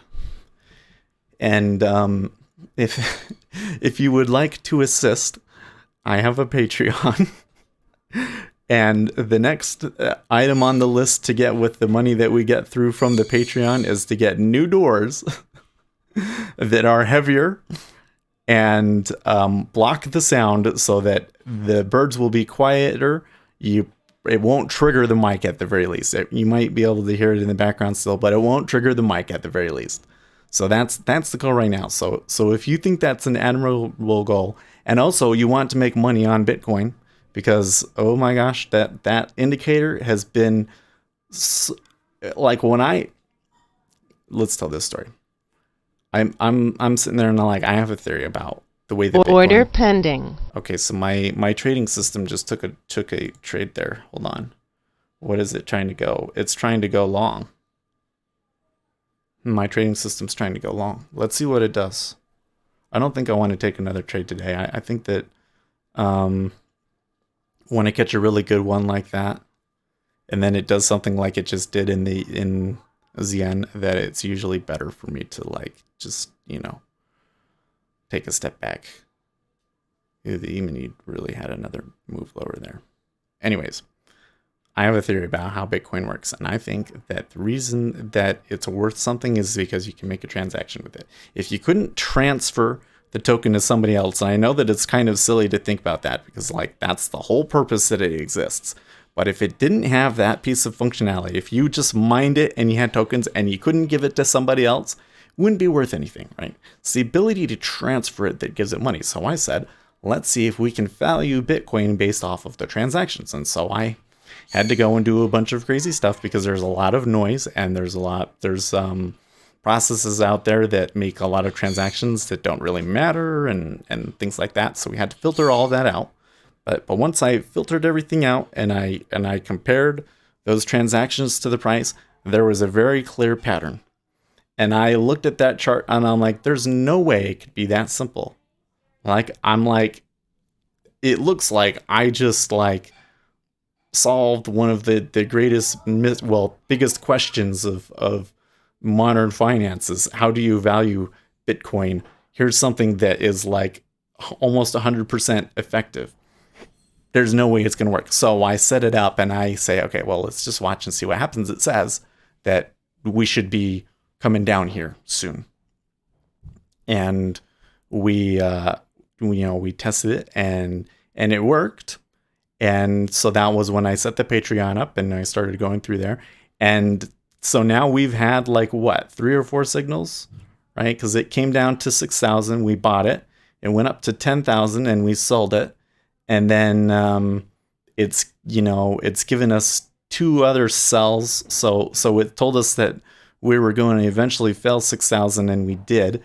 So I guess this would be really the 4th major one that it's saying that we're going to come out. And it's a little frustrating because on the upside, it tells you it's overbought, but it's not like it's not like it's a brick wall, So they can continue going, and sometimes it kind of appears like, you know what, maybe you are wrong.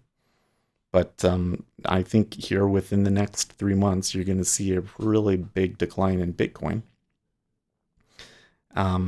Now, why is it doing what it's doing? And Lewis kind of just gave us one reason right there. Hackers still the equivalent of $40 million from Binance. I think that we saw a little bit of some of that buying since that happened, which I think is interesting. And then there's also the Tether thing that people have been buying Bitcoin to get out of Tether.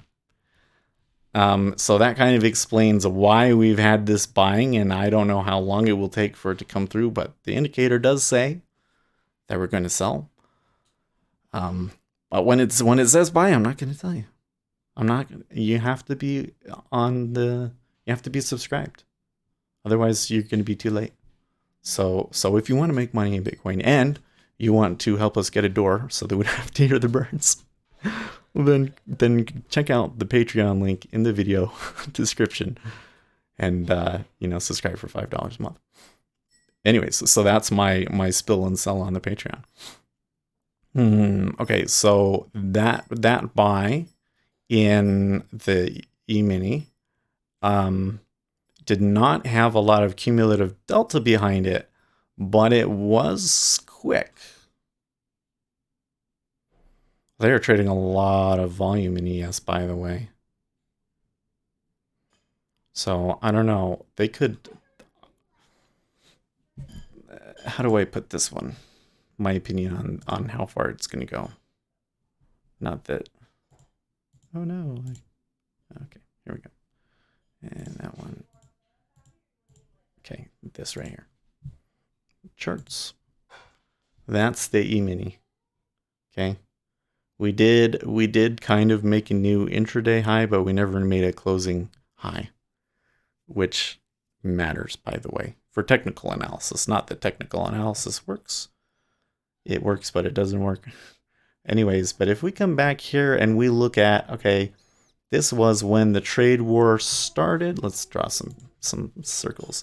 This was the trade war started, really was when this came around, right? And then we recovered, and then we started to say, hey, the trade war might cause some weakness, okay? And then we had this December thing, which I really think was just nonsense. So let's just say that one doesn't matter. Let's just say that the bottom is here, okay? So 2600 looks to me to be like a midterm target. Like, I think that 2600 could trade this year. It's within the realm of possibilities, right? Okay, so that's the first thing. And how far away from that are we? 250 points on the S&P 500. Okay, so we got a long way to go. And then look at some of these days. Look at some of these orange bars here, right? So we hit my target for today, which was this right here. But there's no telling how far it can go. Okay, so Greg McAdam asks, what do you use if not technical analysis? Good question. I want to make a video about how I feel about technical analysis. Maybe I'll have some time to do that this weekend, but I think the kids are going to be around, and it's bad to record when the kids are around because then you get the background noise, right? But so first of all, I want to say, I don't think that technical analysis is useless, right? Technical analysis tells you things. It tells you, hey, there is a certain probability that we're going to come down to this particular level.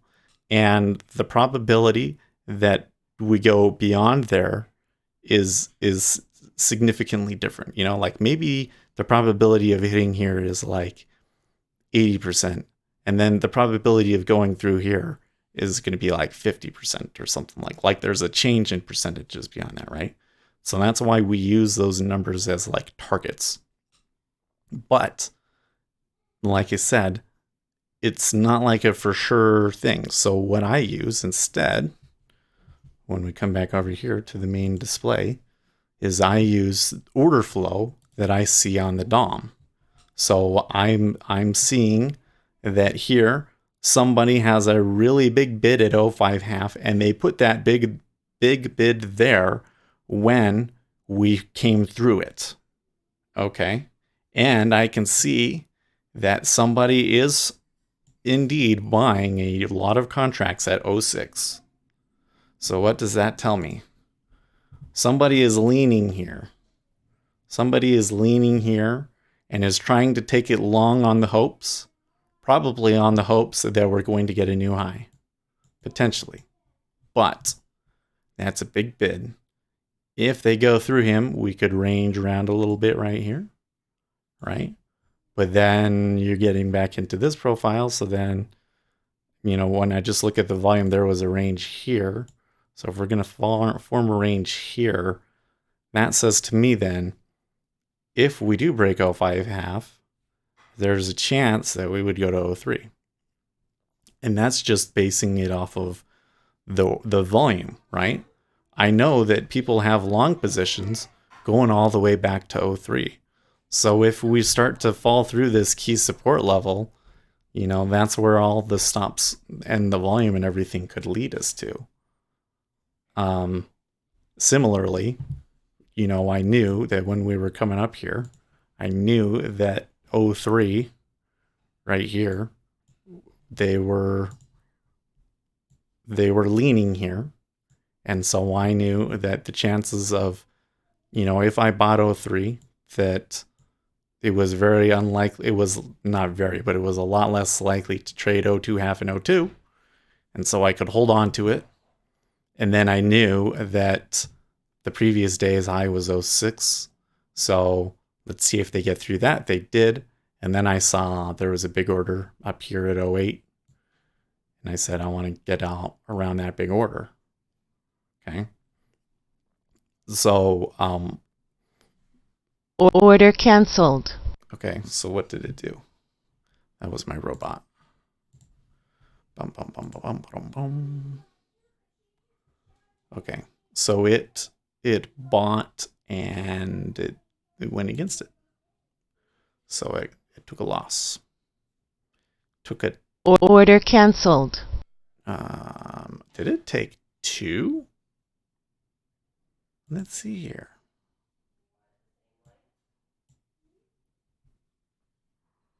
Buy. Wait. Where is the time? Okay.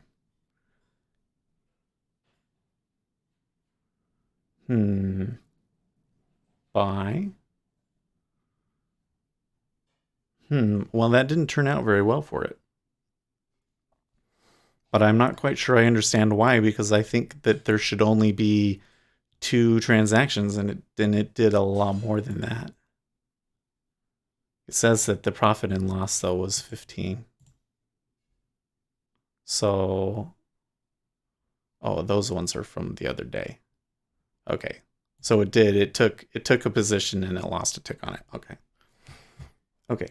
So, do you trade ES and bonds on a day trade? Yes. So, the ES is only a new thing, actually. I used to only just like dink around with ES on Sim. Now that they have the micro futures, I would have liked to have sold the micro futures, but one, I didn't really see a good spot, and I did in the Treasuries, and 2, I was willing, I can just take one contract in the Treasuries and make more than I could trading, however many contracts over here on the masses. So I decided to do it that way today. I'm not very good with the ES, so I'm a little weary about it.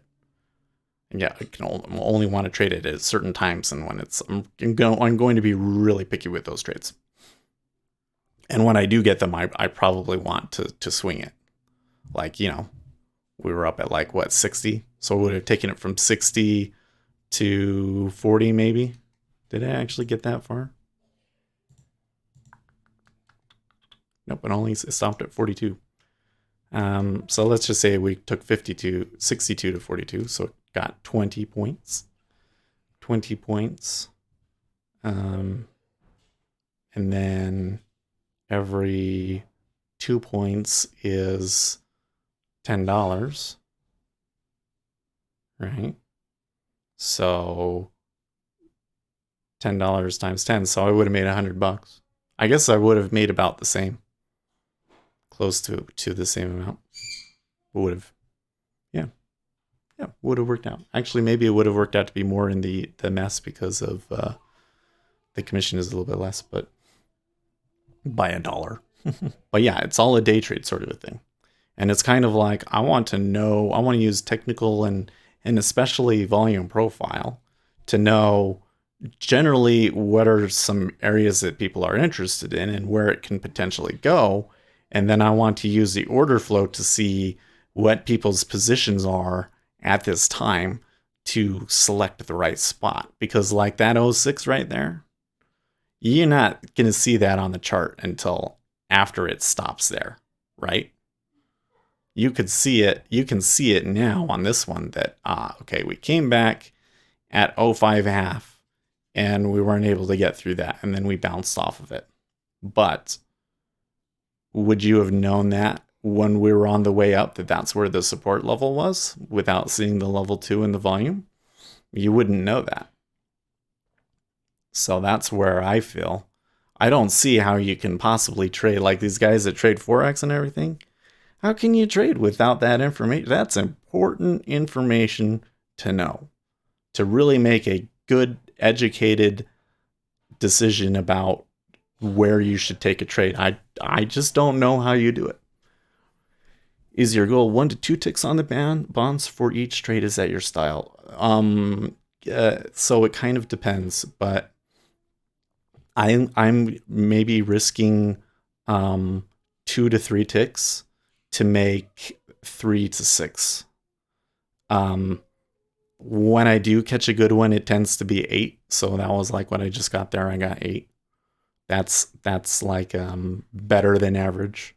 If I catch a really good one, I can get like 16 to 24. But it's kind of like you want to get in on the momentum and just let it carry you as far as the momentum is going to go.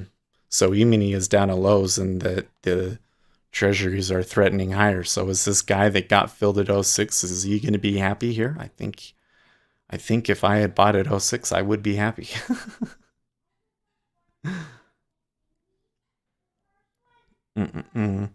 Now, I adjust it based on what I'm expecting for the day. So I know certain things based on the time of year that it is, what day of the week it is, what kind of news is going on, just the position that we're in general, as to whether or not there's going to be a lot of movement or there's not. So if there's not going to be a lot of movement, then I'm only looking for like 3 ticks. And I might just take the 2 if that's what they're going to give to me, right? Today I knew, hey, this trade war thing is going on, and yesterday was a relatively range-bound day in the E-mini. They have a long ways to go.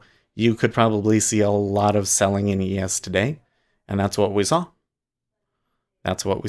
And so I was willing to take it and be patient and hold it. When we came in here and I was like, I want to sell it. Where were we at? We were at 63, 62. Yeah. It was right. I'm just sitting back here thinking, should I have just come in here and immediately sold ES? And the answer is probably. I'm probably was better off just being stingy. Yeah, so Greg says, I've never traded bonds before. Well, I think, are you trading ZB or ZN? I'm trading ZN. So the DOMs that you got here, maybe it's a little too small to see. This is ZF, this is ZN, and this is ZB. Yeah. I trade ZN because it has the most liquidity. You can see here, this column here, like there's almost a 10K at 05.5, right? There's like a 1/10 of that in ZB, and about a 1/5 of that in CF. Half to a 1/5. So if I'm taking a trade based off of the numbers that I'm seeing and everything like that, it's much more likely to be a real thing. And plus, this is kind of the most popular one, so she kinds of lead, like ZB. ZB is always trying to like be the leader. Like often ZB will tick first because it's more speculative in nature. So I can look at ZB and see, okay, ZB does appear like it really wants to tick up, so it's okay for me to buy here in ZN, but I get a better probability in ZN. So it depends on how you want to trade. If you want to trade based off of the order flow like I am, and I really am looking at like, okay, there was 67.17 at 08, so somebody definitely took profits there, right? that matters. It went offer again. So that matters. So I think that if I had bought at 06, I'd be taking it off here. Not that I know that it's going to turn around here, but that significantly reduces the chances that it's going to bust through here. E-mini, if E-mini pulls back at all, we're just coming back down here. I wouldn't want to give that up. But that's the sort of a trade that I'm making in CN, right? If you are more interested in like the volume profile and technical analysis and that sort of a thing, I've found that ZB responds to that a lot better. Like when I back test my auto trading strategies that are based on indicators, that almost always works better in ZB. Plus, you have a better tick to commission ratio in ZB too. I think that matters. Is it cleaner to trade bonds because there are less retail traders and majority institutional traders? So how should I approach that? I think I'm not sure if it matters, to be honest with you. The thing is the place that you get screwed over as a retail trader is like this spot that I like, the one that I took earlier, the one that I lost 2 ticks on. They were ranging between 03 and 05, and I said, okay, I would like to buy it at 03, but maybe they are going to break the high and they're just going to go. And they did break through it and like didn't really trade it, and they came down and I lost 2 on it. And so if it's in a range, then what can happen is the market maker can just say, okay, who bought and where? What is everybody's position? And therefore, which side of this range is it more beneficial for me to stop people out on? The more people I can stop out, the more money I'm going to make, the more fills I'm going to get. So they'll just move it around there and stop people out, right? And that's where you, as a retail trader, I think you have no edge. Okay. I just don't think that as a retail trader that you can get away from that. There's going to be spots that you don't have edge in any instrument. And the answer is not go and find an instrument where your retail edge is better or something like that. I think the answer is you as a retail trader just need to know the spots that you can do well and that you don't do well, and only trade those spots, right? Now with that said, I think that it's a higher probability trade in ZN when it gets moving, because as you were saying, there are so many institutional traders in there that, here this trade that I took, it just went straight up. Look at come back over here to the chart. Look at my one tick chart. For that whole trade that I had up to where I took it off, there was not a single down tick through that whole thing. I had 1 tick against me where I took it here. It came up. It had 1 tick against me, and then never ticked against me ever again after that, right? And why is that? It's because if the E-mini is going to crash and the institutional traders have to hedge themselves, they don't have a choice. They have to come over here and buy the ZN. And I know that they have to come over here and buy the ZN. And so for me as a retail trader, it's like a really good risk reward trade, right? Because you're only risking 1 tick. You're making like 8 ticks in return. And the probability that you have is really good because you have a pretty good idea of what's going to happen. Order filled. And the big guys are just going to have to do what they do, right? So I suppose that that's an advantage in ZN. Yeah. I think the main reason I trade ZN is because it has the most liquidity and therefore the best read for my style of trading. That's the main reason that I trade ZN. And there was one other thing I was going to say about that. I forget now. I don't know. But Lucas says he bought 06 half and sold 08 probably too soon. No, I think that was a good trade, dude. I mean, we don't know if it's going to break out of this range. At the moment, to me, it does not look like it's going to break out of this thing right here. This to me is very, look at that profile. That to me is very strong acceptance of this price. They have come to an agreement here, at least temporarily, right? In order for us to move outside of this range, they're going to need another reason to do it.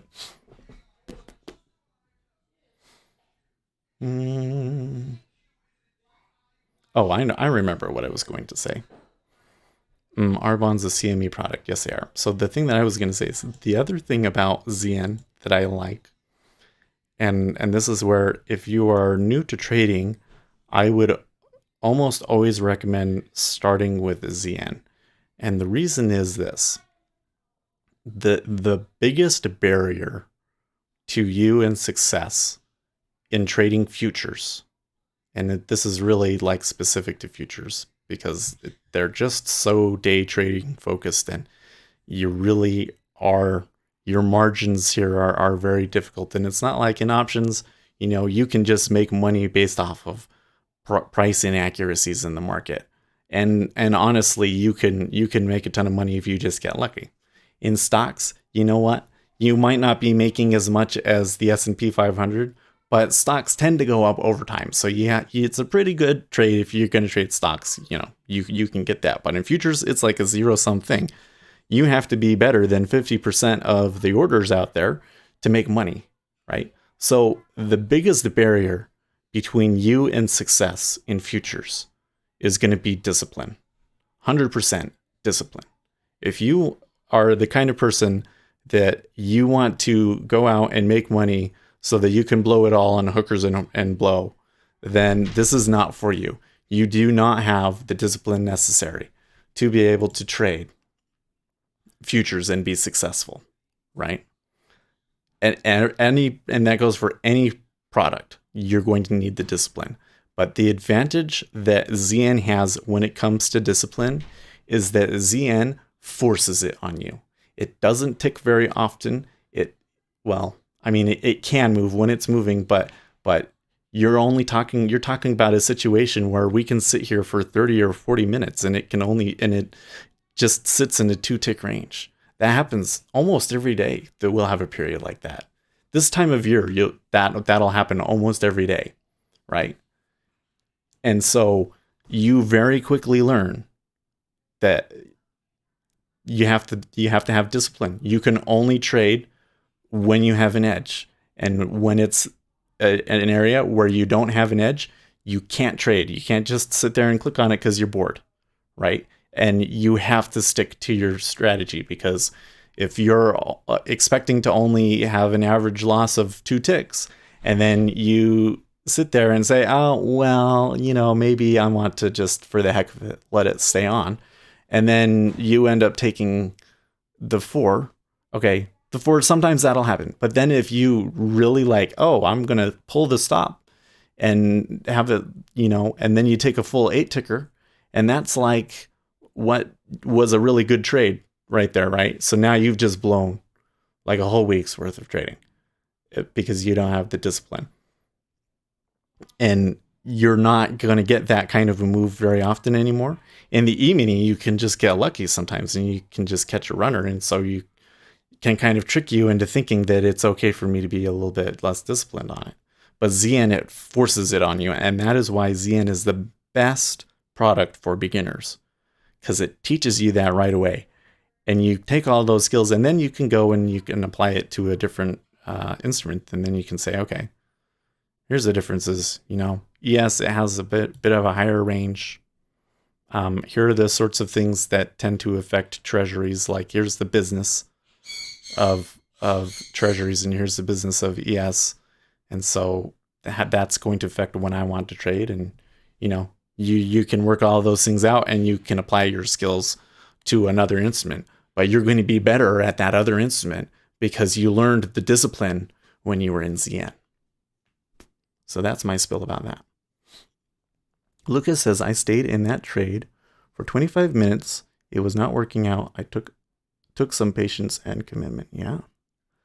How long was I in that trade that I took?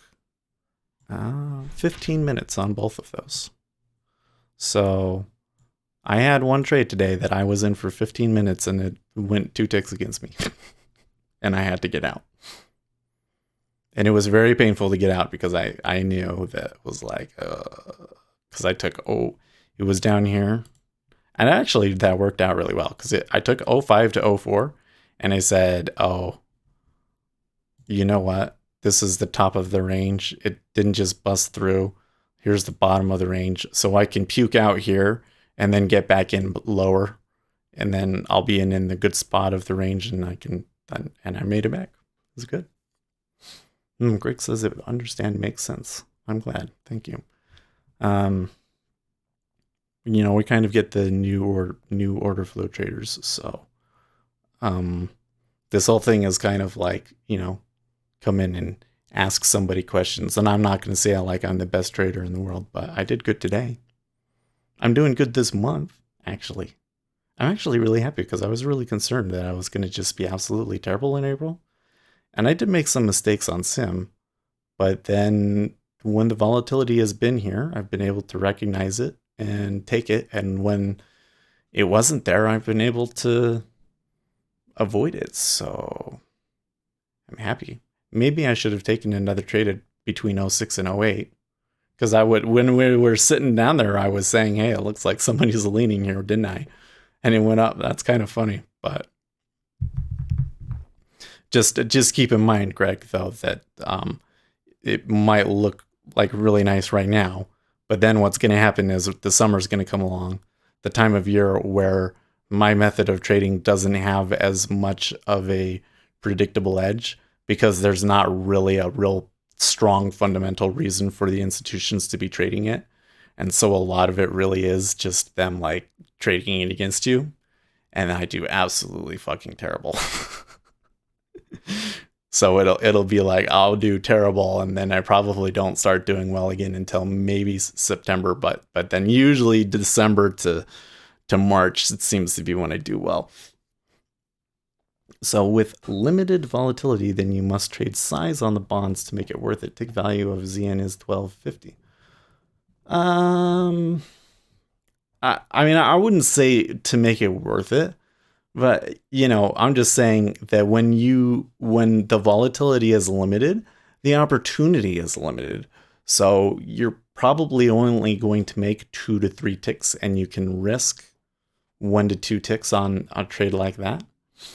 And yeah, you could size up because you are risking less. And, on a normal day, if I was willing to risk 4 ticks on something and now I'm only willing to risk 2, then I could trade 2 contracts for sure.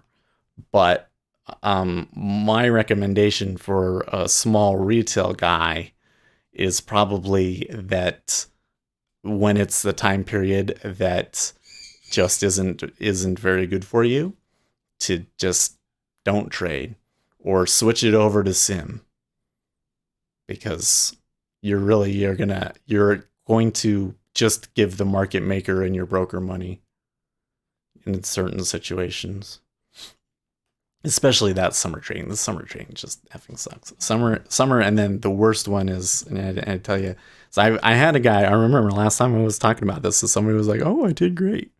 This happened, and I told them exactly the same. Okay, that time period between Christmas Day and New Year's Day, do not trade it. Do not. Even this last year when it was like effing crazy. The reason it was crazy is because nobody trades that time period. There's no liquidity there. There's no reason to trade it. Everybody's on vacation. Take a vacation, because that is like the worst time of year to trade. There's no reason for it to be moving that time. Businesses aren't doing anything. All that's going to happen is that they're going to move the market against you. And somebody will say, oh, well, but I did really well during that time. And it's like, yeah, probably because you sized up and you got lucky. And I had somebody that came in and they said that. And I was like, I told you, you be careful, because what you're doing is you're sizing up. And that's why you made money that time. And we didn't hear from him again. So I can only assume that he went against that advice and traded during December and did fucking terrible. So yes, if it's a time period that's just not good for you as a retail trader, yes, you can sit down and say, hey, in order for me to make my money for the month, I need to size up or something, and it's range bound, so I can afford to take more.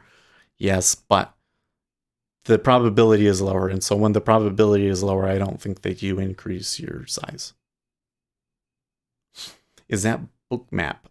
No. So I use Jigsaw, and Jigsaw has something called the Vista chart, and it's very similar to the Bookmap chart.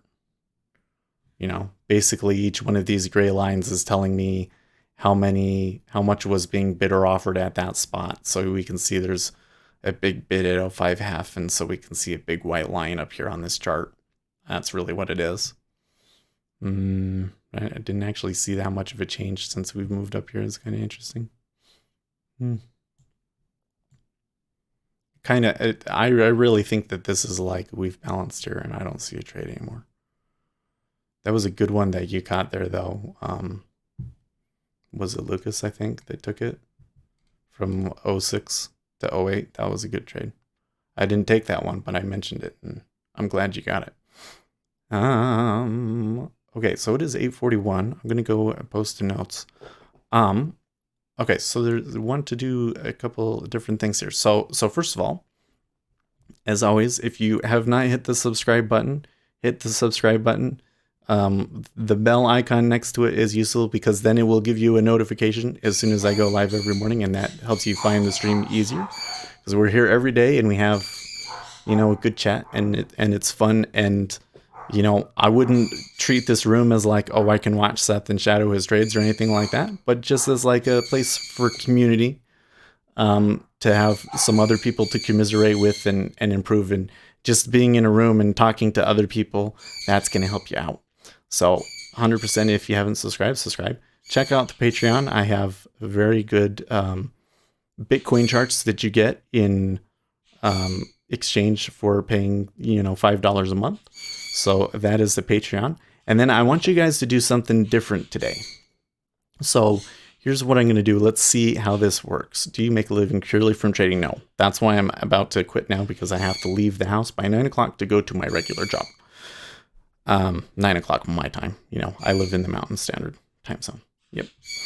Anyways, when I close the stream down, what I'm going to do is I'm going to go back and find the video, and I'm going to comment on the video.